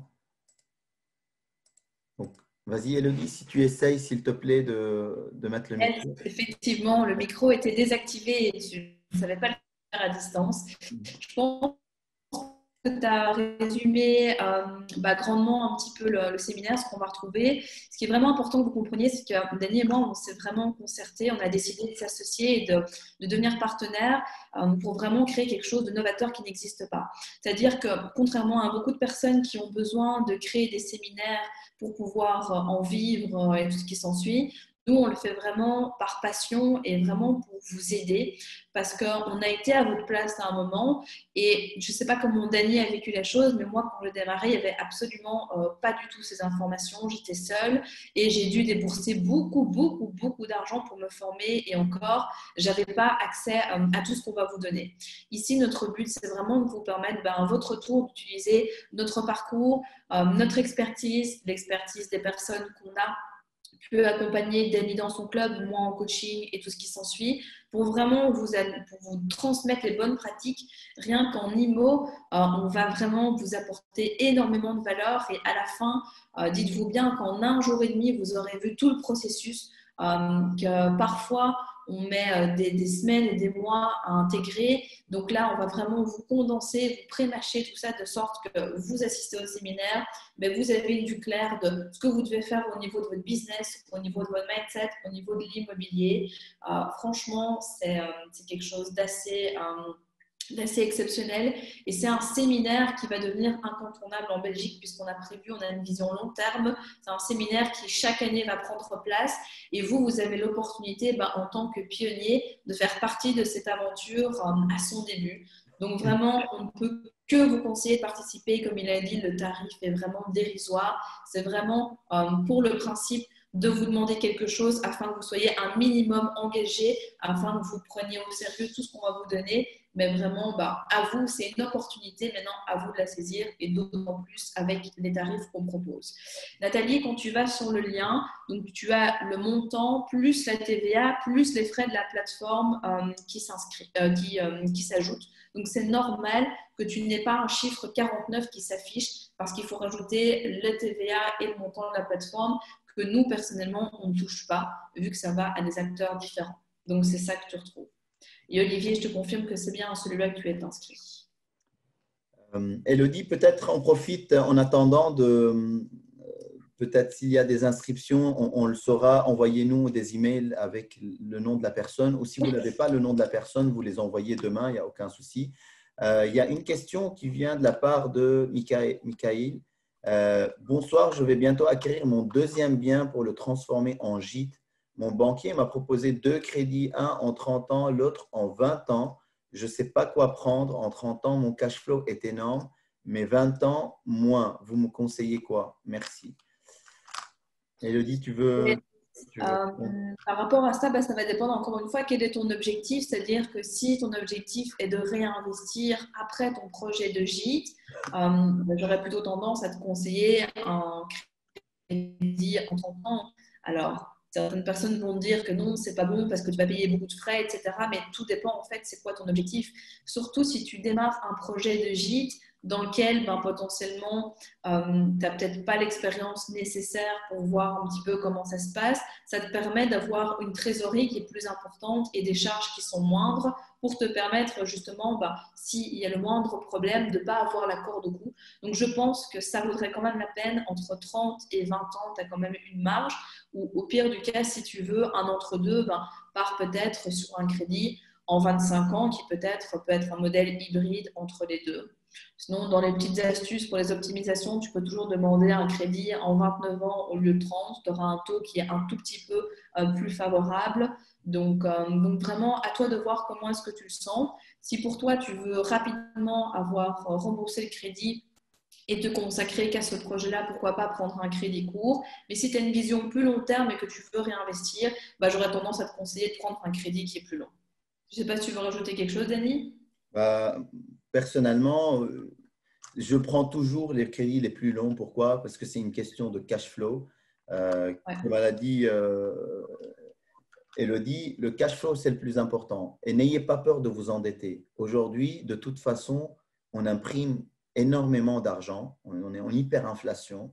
Et donc, il n'est pas logique de travailler pour 2 000, 3 000, 4 000, 5 000, 10 000 net euros et échanger 40 heures de votre temps. Essayez de vous endetter. Il faut que vos petits-enfants s'endettent également. N'ayez pas peur des dettes, à condition que ce soit des bonnes dettes. Si vous vous endettez et vous les payez de votre poche, là, c'est catastrophique. Par contre, ici, endette-toi au maximum à condition que le gîte te rapporte plus que ce que tu dois rembourser à la banque, ce qui est le cas ici. Moi, je favorise toujours les grands cash flows parce que au-delà de juste faire les travaux, ça te permet d'investir dans d'autres biens beaucoup plus rapidement. Donc, tu vas aller beaucoup plus rapidement vers ton indépendance financière. Félicitations d'avoir 30 ans. Rarement, je vois ce chiffre-là. N'hésite pas. Tu as un très bon banquier. N'hésite pas à partager son nom si tu veux. Sébastien Milo, il dit « Je n'ai pas suivi l'astuce concernant l'abattement et la location. » Elodie, c'est enregistré. C'est à toi de balancer des astuces comme ça. Yes, tout à fait. Alors, au niveau de l'abattement, en fait, tu as plusieurs types d'abattements. Ce que j'expliquais au tout début, c'est qu'en fonction de la région, donc ça varie. Si tu es à Bruxelles, tu peux bénéficier d'un abattement sur les 175 premiers 1 000 euros. Et donc, ça te représente une économie de un peu plus de 21 000 euros. De ce que tu m'as dit, tu es déjà propriétaire, donc je sais que tu en as bénéficié. Par contre, tu ne l'auras plus pour un deuxième bien, c'est-à-dire que ça ne fonctionne que lors du premier bien. Ce qu'il est possible de faire, c'est effectivement, comme Denis en parlait, comme moi j'ai pu le faire, de rentabiliser ta résidence principale, de la louer en tout ou en partie, afin qu'en fait ça devienne, que ton passif devienne un actif. Ce qu'il est aussi possible de faire, c'est de la mettre d'acheter un bien qui est pour de l'investissement en le mettant pendant une durée en location et puis de manière tout à fait légale de te permettre de pivoter et de sortir de ce système. Maintenant, tout ça, c'est des astuces qui seront vraiment bien expliquées en long et en large à l'occasion du séminaire parce que c'est pas juste vous balancer d'informations comme ça qu'on va à moitié comprendre parce que vous écoutez d'une oreille. On va vraiment aller en profondeur là-dessus. Mais comme c'est des enjeux assez importants, eh bien, on va prendre le temps de bien l'expliquer. Donc, c'est pour ça que je la détaillerai lors de l'événement.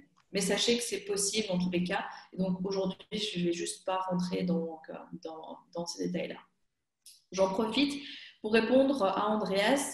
Andreas, apparemment, c'est quelqu'un qui s'est inscrit donc, au tout début. Il faut savoir qu'à la base, en fait, on faisait le séminaire en live, en présentiel, comme il disait Dani.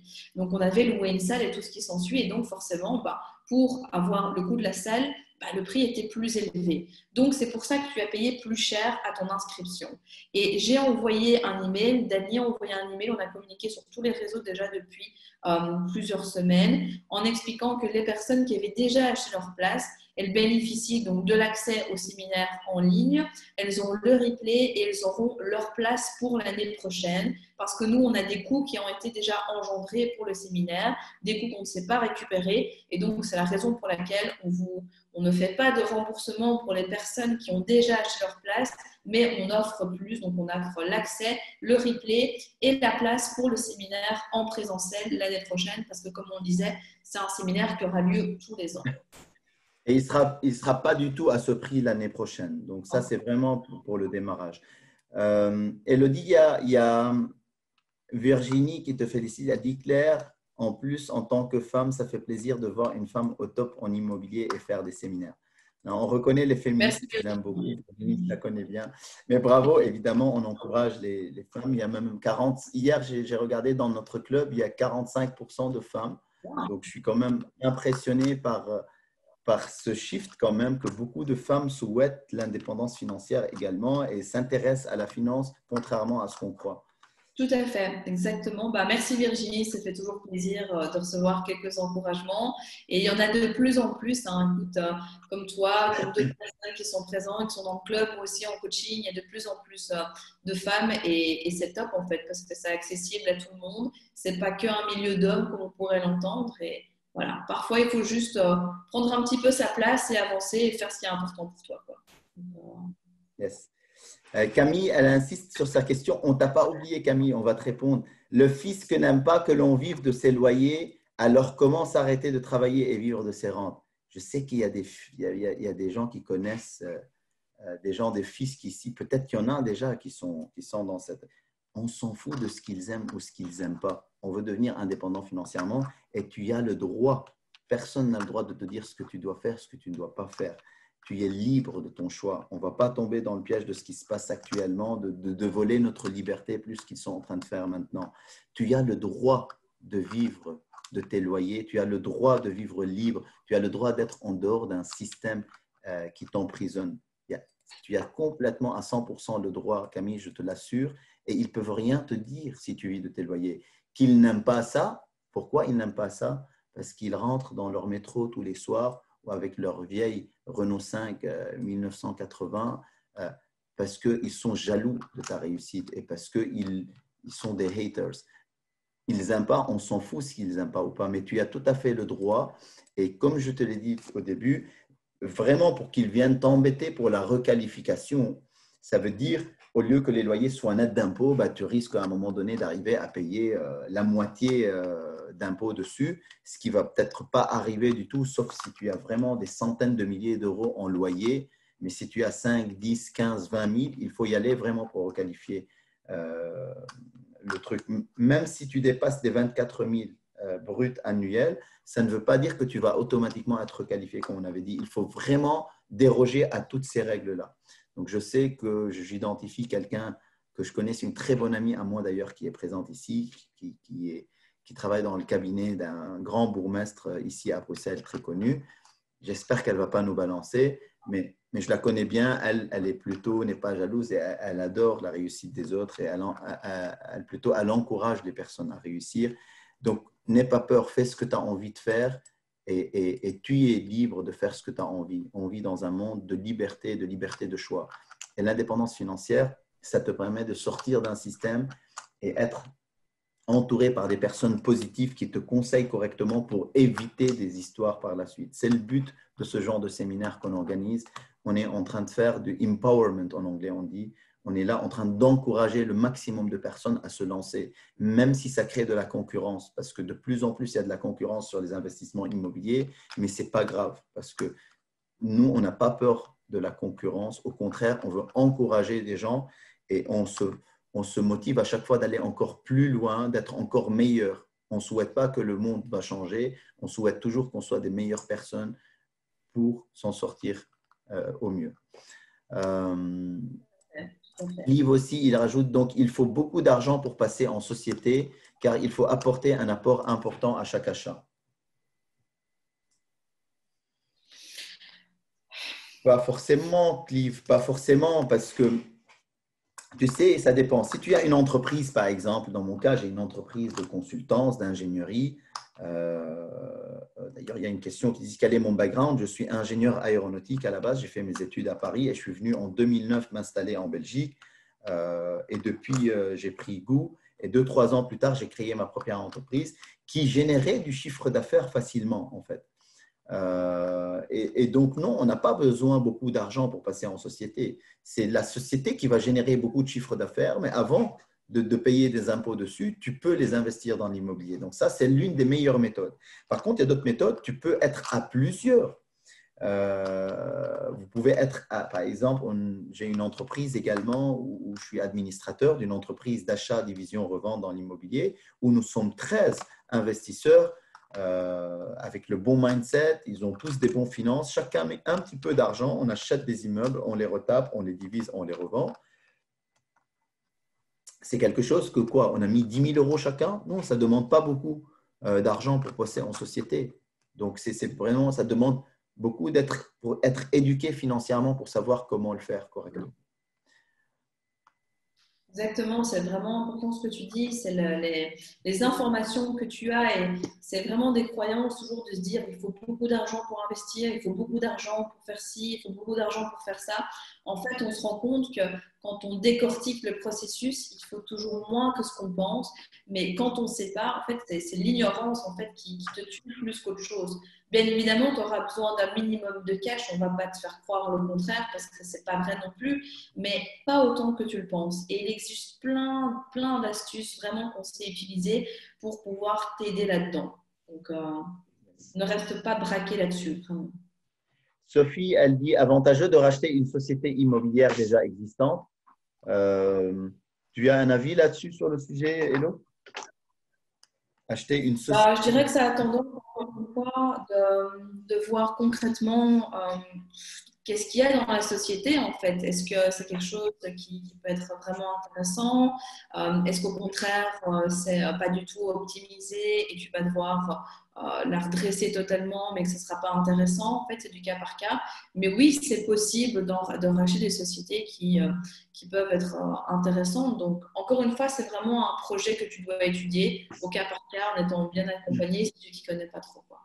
Yes. Ici, c'est une très bonne question. En fait, ça revient souvent, donc je me suis penché sur le sujet. Il y a des avantages et inconvénients pour acheter des sociétés. En fait, quand tu rachètes un immeuble d'apport, tu payes 15% de frais chez le notaire quand même. Si tu achètes un immeuble à 1 million d'euros, bah, tu vas payer 150 000 euros de frais de droit d'enregistrement et des frais de notaire le moment où tu achètes. Quand tu achètes des parts d'une société immobilière, ben là, il n'y a plus ces 15%. Donc ça, c'est un grand avantage. Par contre, l'inconvénient, c'est comme l'a dit Elodie, on ne sait pas ce qu'ils ont fait comme dans la gestion de cette entreprise. Il faut vraiment étudier, avoir quelqu'un, un réviseur d'entreprise qui regarde bien ce qui a été fait les dernières années, faire une bonne convention que s'il y a quelque chose, vous avez fait des mauvaises gestions et le fisc nous tombe dessus, ben il faut vraiment faire une convention quand vous achetez.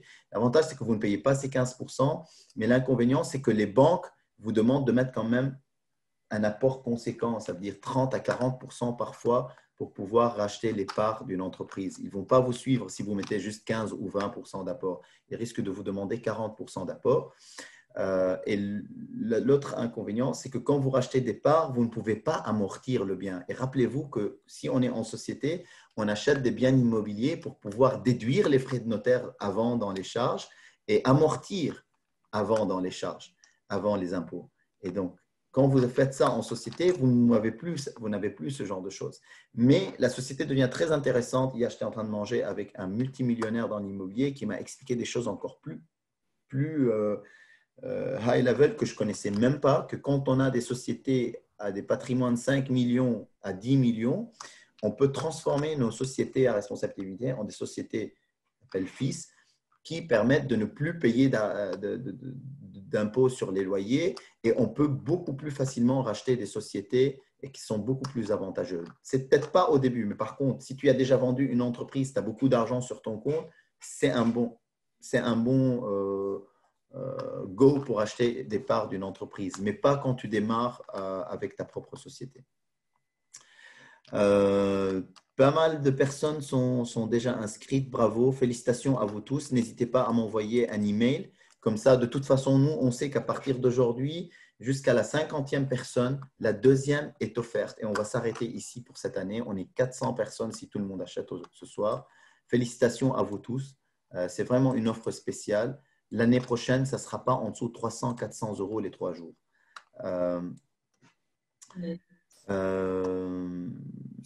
Jamuel qui demande s'il est possible de conseiller à un banquier qui peut nous accorder un crédit à 100%.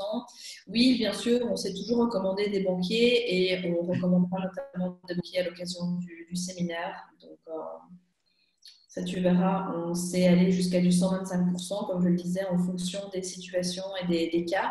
Donc, je ne peux que te conseiller, encore une fois, d'être présent parce que du coup, tu auras des bons contacts pour la suite.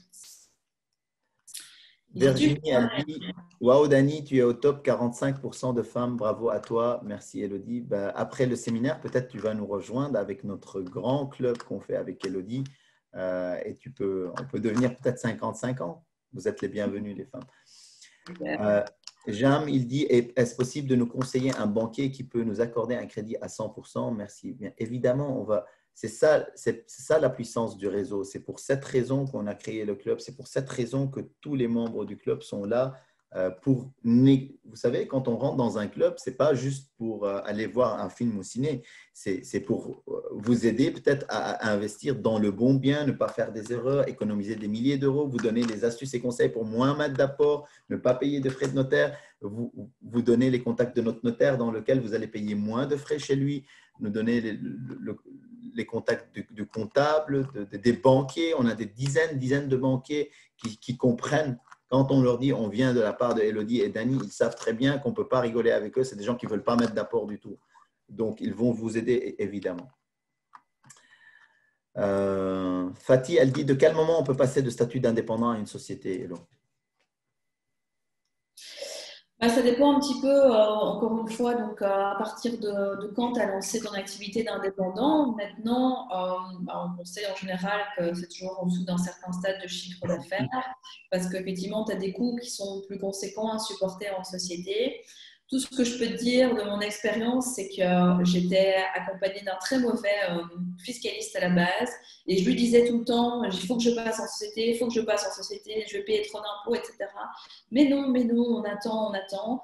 Et en fait, j'aurais dû suivre mon intuition et passer en société plus vite parce que je me suis fait ravager par les impôts, alors que la fiscalité est beaucoup plus light en société et que c'est beaucoup plus avantageux. Donc, moi, je suis vraiment pro-société à 100%.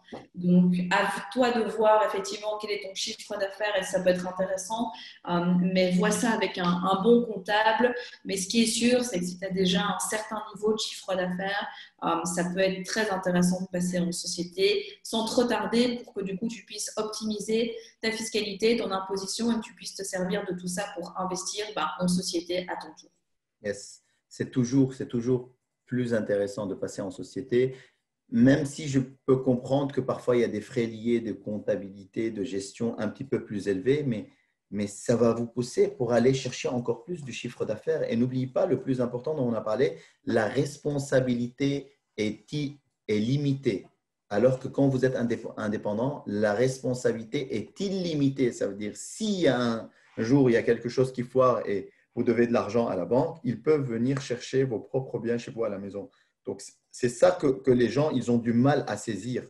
Mais quand on a des patrimoines de 2, 3, 4, 5, 10 millions d'euros, on doit protéger ce patrimoine via des sociétés. Alors, ici…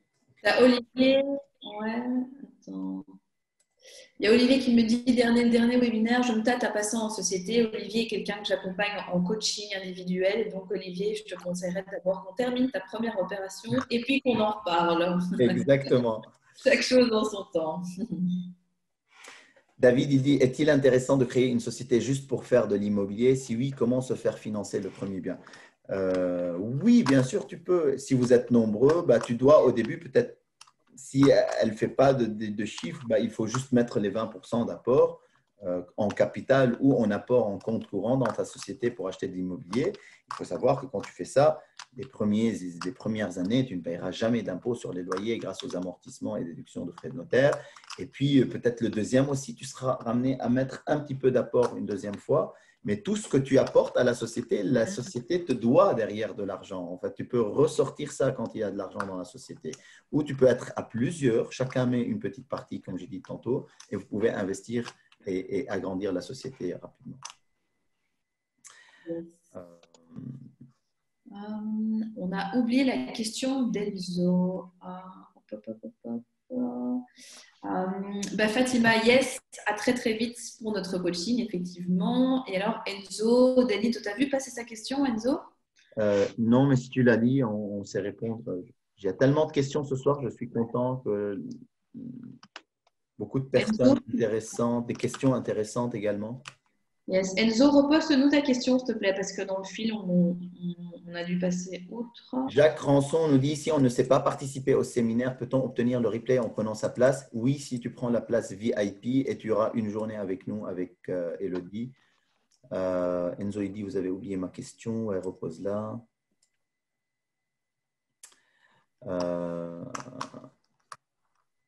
Yes, c'est une question pour toi au niveau de tes études, en fait. Quelle étude as-tu faite? Grande école de commerce. Est-ce que pour faire de l'immobilier en société, il est préférable de faire des grandes études en gestion de biens maîtrisés, tout ça? Tu veux vraiment le secret, Enzo? Il faut arrêter les études à partir de 18 ans et créer sa propre entreprise, en fait. Et moi, j'ai fait une école d'ingénieur dans l'aéronautique. Donc, je suis ingénieur aéronautique. Je ne connaissais rien dans la finance jusqu'à ce que j'ai découvert Napoleon Hill et Robert Kiyosaki. Et je suis devenu passionné. J'en ai étudié tous leurs bouquins. Tous les bouquins de Napoléon Hill, tous les bouquins de Robert Kiyosaki. J'ai été coaché 6 mois par Rich Dad Poor Dad, la société. Et maintenant, je suis plus passionné. Et je me rends compte que la plupart des gens qui sortent de l'école de commerce, la plupart, je dis, ils vont travailler, au lieu de créer leurs propres entreprises et devenir des entrepreneurs, ben, ils vont travailler dans des grandes entreprises, soit business analyst, soit auditeur, soit je ne sais pas quoi. Et en fait, ils finissent salariés dans la rat race comme tout le monde, mais une rat race golden, on l'appelle, un petit peu, à 3 000, 4 000, 5 000 euros net peut-être. Ça reste une rat race quand même, et on aura moins le choix, moins de liberté de faire ce qu'on a envie et d'être épanoui dans la vie. C'est très rare de trouver des personnes pendant 40 ans qui passent leur vie dans la rat race, pressées par leur patron, et être épanoui à la sortie, quoi. Vraiment rare. Mais si vous faites partie de ces gens-là, félicitations. Moi, je ne connais pas personnellement. Quand j'étais salarié, tout le monde se plaignait à table, tout le monde parlait dans le dos des boss. Et c'est quelque chose que je n'ai jamais apprécié dans toutes les entreprises où j'étais salarié. Donc, je n'ai pas fait d'école de commerce et tu n'as pas besoin de faire des écoles de commerce. Ma promesse pour vous, vous savez quoi? Ce Cash Flow and Freedom, c'est une école de commerce en 3 jours, puis il y a des accompagnements par la suite. Vous vous orientez vers les bonnes personnes. Vous allez pouvoir prendre vos finances en main et petit à petit, vous allez créer et bâtir votre empire pour devenir indépendante financièrement. Yes, et il y a un point commun qui est assez flagrant sur ce que vous voyez à l'écran chez Dany et chez moi, c'est qu'on a tous les deux une bibliothèque avec des livres en fait. Et rien que ça, plus tout ce qu'on fait, ces webinaires, ces conférences, ces séminaires, etc. En fait, c'est ça, c'est cette connaissance qui va vous permettre d'aller plus loin. Pas besoin d'avoir des grands diplômes, tout ce qui s'ensuit pour effectivement se créer une indépendance, une liberté financière. Si vous vous en donnez les moyens, avec toute l'information qu'il y a déjà, qui existe à votre disposition, vous pouvez vraiment aller beaucoup plus loin qu'en suivant des cursus classiques. Super, je suis tout à fait d'accord. En fait, l'éducation à l'école vous ramène un salaire. L'éducation en dehors de l'école vous ramène une fortune. Jim Rohn, je pense qu'il a dit ça. Et moi, personnellement, j'ai tout étudié en dehors de l'école. J'ai jamais appris. Il y a même mes parents qui m'ont jamais appris comment gérer mes finances. Tout ce que j'ai fait, je l'ai fait en dehors avec des coachings, avec des bouquins, avec des formations, des séminaires, et à des prix abordables comme ça. Parce que quand on vous dit des séminaires de 2-3 jours à 5-10 000 euros ou des masterminds à 20 000 euros pour passer une journée, je ne sais plus où, fouillez. Ça, ce ne sont pas des masterminds. Okay? Le mastermind, c'est quand on accompagne la personne, on lui explique ses besoins, on reste à l'écoute avec elle quand il a vraiment besoin, on l'oriente à lire ce bouquin, on l'oriente vers ce fiscaliste. Ça, c'est des vrais masterminds. Ce que vous voyez sur tout ce qui se passe aux States, en France, beaucoup du blabla pour voyager un petit peu, payer de l'argent, et vous revenez, vous avez dépensé 15-20 000 euros pour revenir, vous ne savez pas quoi faire. Et ici, surtout en Belgique, c'est différent de la France, c'est différent des États-Unis. Il faut plutôt commencer petit, lire des bouquins, ça prend du temps, assister à des petites formations, et quand vous sentez que c'est le moment d'aller payer un petit peu plus des conseils et d'accompagnement, vous allez le faire.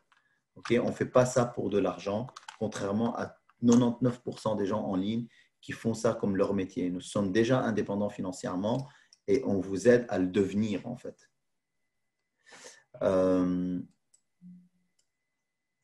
Merci beaucoup pour ta réponse, Dani. Je suis en école de commerce en ce moment et j'ai l'impression de perdre mon temps et être entrepreneur car les choses que j'apprends, c'est loin d'être utiles. J'espère que tu n'es pas en dernière année, Enzo, mais si tu es en première année, c'est dur de ce que tu vas entendre. Peut-être tes parents vont dire n'écoute plus jamais Dani. Mais moi, je le dis, à mes 18 ans, mes enfants n'iront pas à l'université. C'est si simple que ça. C'est dur dans mes propos, mais il y a trois types de formation dans la vie. L'étude académique, où tu apprends le français, anglais, les langues, l'histoire, un peu les mathématiques pour savoir vivre. Il y a l'étude professionnelle où tu vas te spécialiser ingénieur, avocat, business commercial, sales, dans ce qu'on est en train de faire, ce que tu es en train de faire maintenant. Et un troisième type d'éducation, c'est l'éducation financière qui se fait en dehors des écoles. En fait, il n'y a aucune école aujourd'hui qui enseigne l'éducation financière où tu auras un diplôme après 5 ans. Ça n'existe pas en fait. Les écoles de commerce sont des gens qui vous préparent à être un peu plus salariés dans les grandes entreprises. Et des MBA, c'est pour être CEO ou prendre des fonctions de CEO dans des grandes entreprises. Mais rarement, il y a des écoles qui vous poussent à faire de l'entrepreneuriat en sortant d'école. Vous avez déjà votre entreprise et elle génère du chiffre d'affaires. Ça n'existe pas dans le monde, ce genre d'école.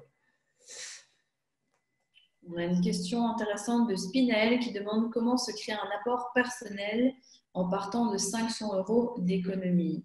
Je ne sais pas ce que tu en penses, Dani, mais moi je dirais à Spinel que ça va toujours dépendre de à quel point ton projet immobilier est important pour toi. C'est-à-dire que tu peux décider de faire, j'ai quelqu'un comme ça dans une formation qui a 3 travails, donc il cumule son travail de salarié à la journée, le soir il a un travail en plus et le week-end il en a un autre parce qu'il a tellement faim, il a tellement envie de devenir indépendant financièrement et il était surendetté, il a su épurer toutes ses dettes en 6 mois et là il commence à se reconstituer un capital, il est déjà monté super vite et en fait, tout simplement, je dirais que quand on veut, on peut, mais ça dépend de ce que tu veux toi. C'est-à-dire qu'en fonction de ta situation, si tu as une famille, si tu gagnes beaucoup, pas beaucoup, etc., forcément, tu ne vas pas savoir mettre le même degré d'économie de côté. Mais encore une fois, ça va dépendre vraiment de ce que tu veux. Moi, quand j'ai démarré, je n'avais pas beaucoup d'argent non plus. Et pourtant, ben, je ne suis pas arrivée là par hasard. C'est-à-dire que j'ai beaucoup, beaucoup travaillé. J'ai mis beaucoup de côté, mais je me suis privée parce que c'était important et que j'avais vraiment envie de l'atteindre, cette indépendance financière. Et franchement, même si ça a été vraiment difficile par moment, je regrette absolument rien. Et si je devais recommencer, je le ferais encore. Mais j'ai des personnes dans les accompagnements, par exemple, bah, leur projet immobilier, c'est important, mais pas si important que ça. Donc, elles mettent moins de côté. Donc, tu vois, c'est vraiment par rapport à toi ce que tu veux faire, mais tu es ta seule limite en fait. Si tu n'as qu'un travail et que tu te dis que tu n'arrives pas à mettre de côté, eh ben, tu en prends un deuxième, voire un troisième et tout ce qui s'ensuit. Et ça, c'est vraiment ça qui va faire la différence. Yes, yes. C'est exactement ça, Hello. Et tu sais, on crie toujours dans nos séminaires, celui qui ne sait pas accumuler de l'argent ne mérite pas l'indépendance financière. Et souvent, il y a des gens qui me disent, mais t'es dur quand même, Dani. Oui, celui qui ne sait pas accumuler de l'argent ne mérite pas l'indépendance financière ou ne peut pas l'atteindre facilement. Déjà, 500 euros par mois, je te félicite, Spinaël. Je ne sais pas c'est quoi ton prénom. 500 euros par mois d'économie de cash flow, c'est déjà pas mal. Okay, parce que moi, souvent, j'accompagne des personnes qui sont en déficit, en moins 100, moins 200 tous les mois. Et ces personnes-là, comme par hasard, je regarde je dis, tu m'invites chez toi à la maison, je vais chez eux à la maison. Et je m'attends à arriver dans une maison délabrée, vraiment ils n'ont rien à la maison, j'ouvre le frigo, comme par hasard, tu ouvres le frigo, plein de bouteilles de bière, plein de bouteilles de champagne, plein de bouteilles, tu rentres chez eux, c'est presque luxueux, tu rentres, avant de rentrer chez eux, ils ont 3 voitures dans le garage, ils ont le satellite les meilleurs, Netflix, abonnement à la salle de sport, comme par hasard, je dis, mais comment ça se fait que tu galères financièrement, tu pars 3 fois en vacances? Nous sommes responsables de nos finances. Si aujourd'hui tu fais que 500 euros d'économie, ça veut dire qu'il y a des fuites dans la barque dans laquelle tu es. Soit il y a des fuites, ça veut dire qu'il y a des dépenses inutiles que tu dois sacrifier certains temps de ta vie pour pouvoir accumuler un petit peu plus et arriver à l'indépendance financière. Soit, comme elle a dit Elodie, tu dois sacrifier ton temps, parfois aller accumuler du boulot, 2, 3, 4 boulots pour pouvoir s'en sortir, mettre 1500, 2000 euros de côté par mois, ou à côté, rien ne t'empêche d'étudier financièrement et créer quelque chose en parallèle, un truc business en ligne, un e-commerce, un dropshipping, un investissement dans une pizzeria d'un ami qui t'aide à créer des revenus un peu supplémentaires. Tu donnes des cours à domicile, tu vas faire de la gestion conciergerie des biens immobiliers à des amis que tu connais, tu gères leurs biens et tu accumules un petit peu plus. Mais comme par hasard, les gens qui n'accumulent pas, c'est des personnes qui travaillent de 9 heures à 17 heures. Ils sont souvent sur Netflix. Excusez-moi, je suis un peu brut comme ça, mais je suis choqué. Je m'attendais à que ces gens-là, en fait, ils vivent vraiment en dessous de leurs moyens. Mais en fait, à chaque fois que je vais chez eux à la maison, je me rends compte que c'est les gens c'est eux-mêmes qui dépensent des trucs n'importe comment. Ils ont les meilleurs abonnements, ils ont 2-3 voitures, 2-3 motos, quelques vélos, 2-3 télés dans la maison. Je suis parfois surpris quand même.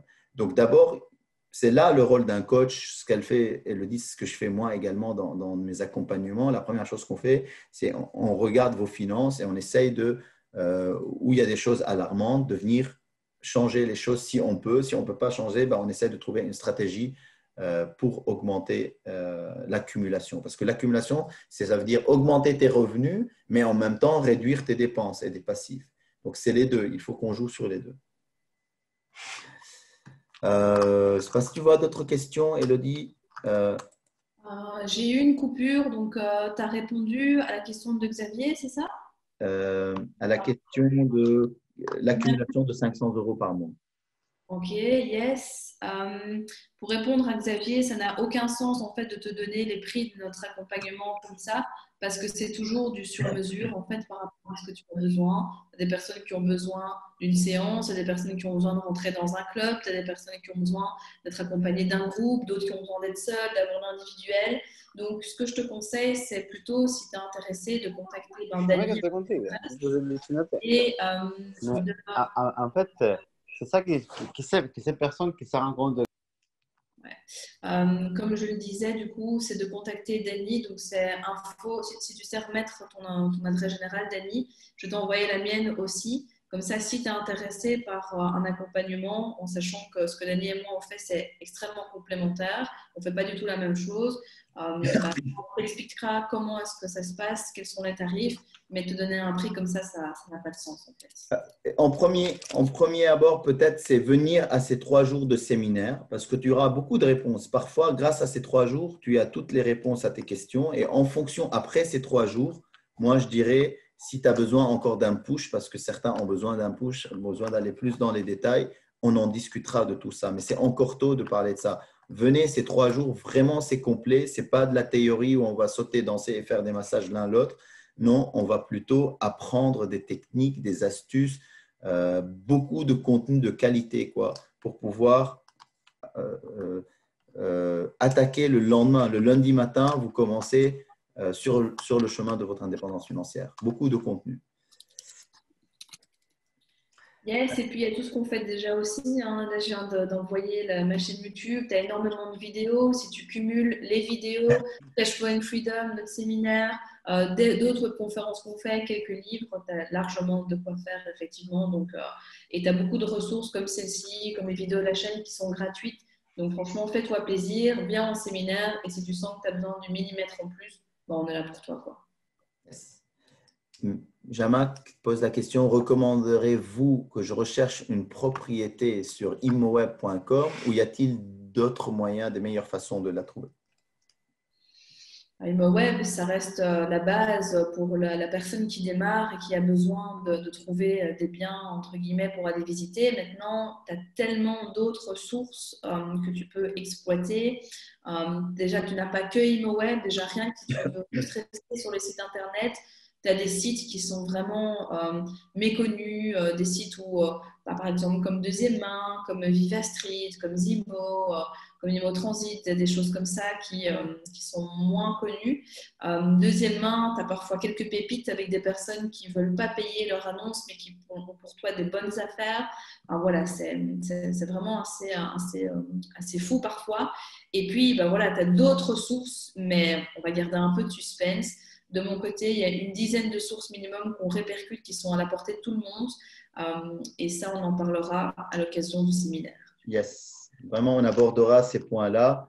On vous donnera également des astuces parce que vraiment, le monde est en train de changer et parfois, il faut peut-être s'aider par des logiciels avec des algorithmes qui filtrent un peu sur tous les sites et tout. On va vous donner pas mal d'astuces le jour du séminaire. On n'en dira pas plus. Mais oui, évidemment, il n'y a pas que ImoWeb, mais sur ImoWeb, tu peux toujours faire des affaires. Tout à fait. Yes, je pense qu'on a fait le tour au niveau des questions pour ce soir. Voilà, c'est bien. Voilà, si vous n'avez pas d'autres questions,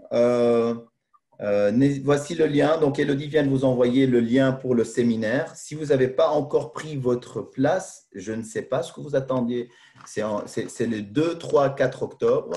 Et pour ceux qui prennent leur place en VIP, vous aurez une journée avant la fin de cette année à Bruxelles en live avec nous, Elodie et moi, et nous vous présenterons pas mal de nouveautés, surtout quoi faire post-Covid, et on répondra à toutes vos questions en live et à tous vos challenges pour vous aider à les surmonter et atteindre votre liberté financière, soit via vos investissements immobiliers, soit via votre entreprise business avec des revenus passifs.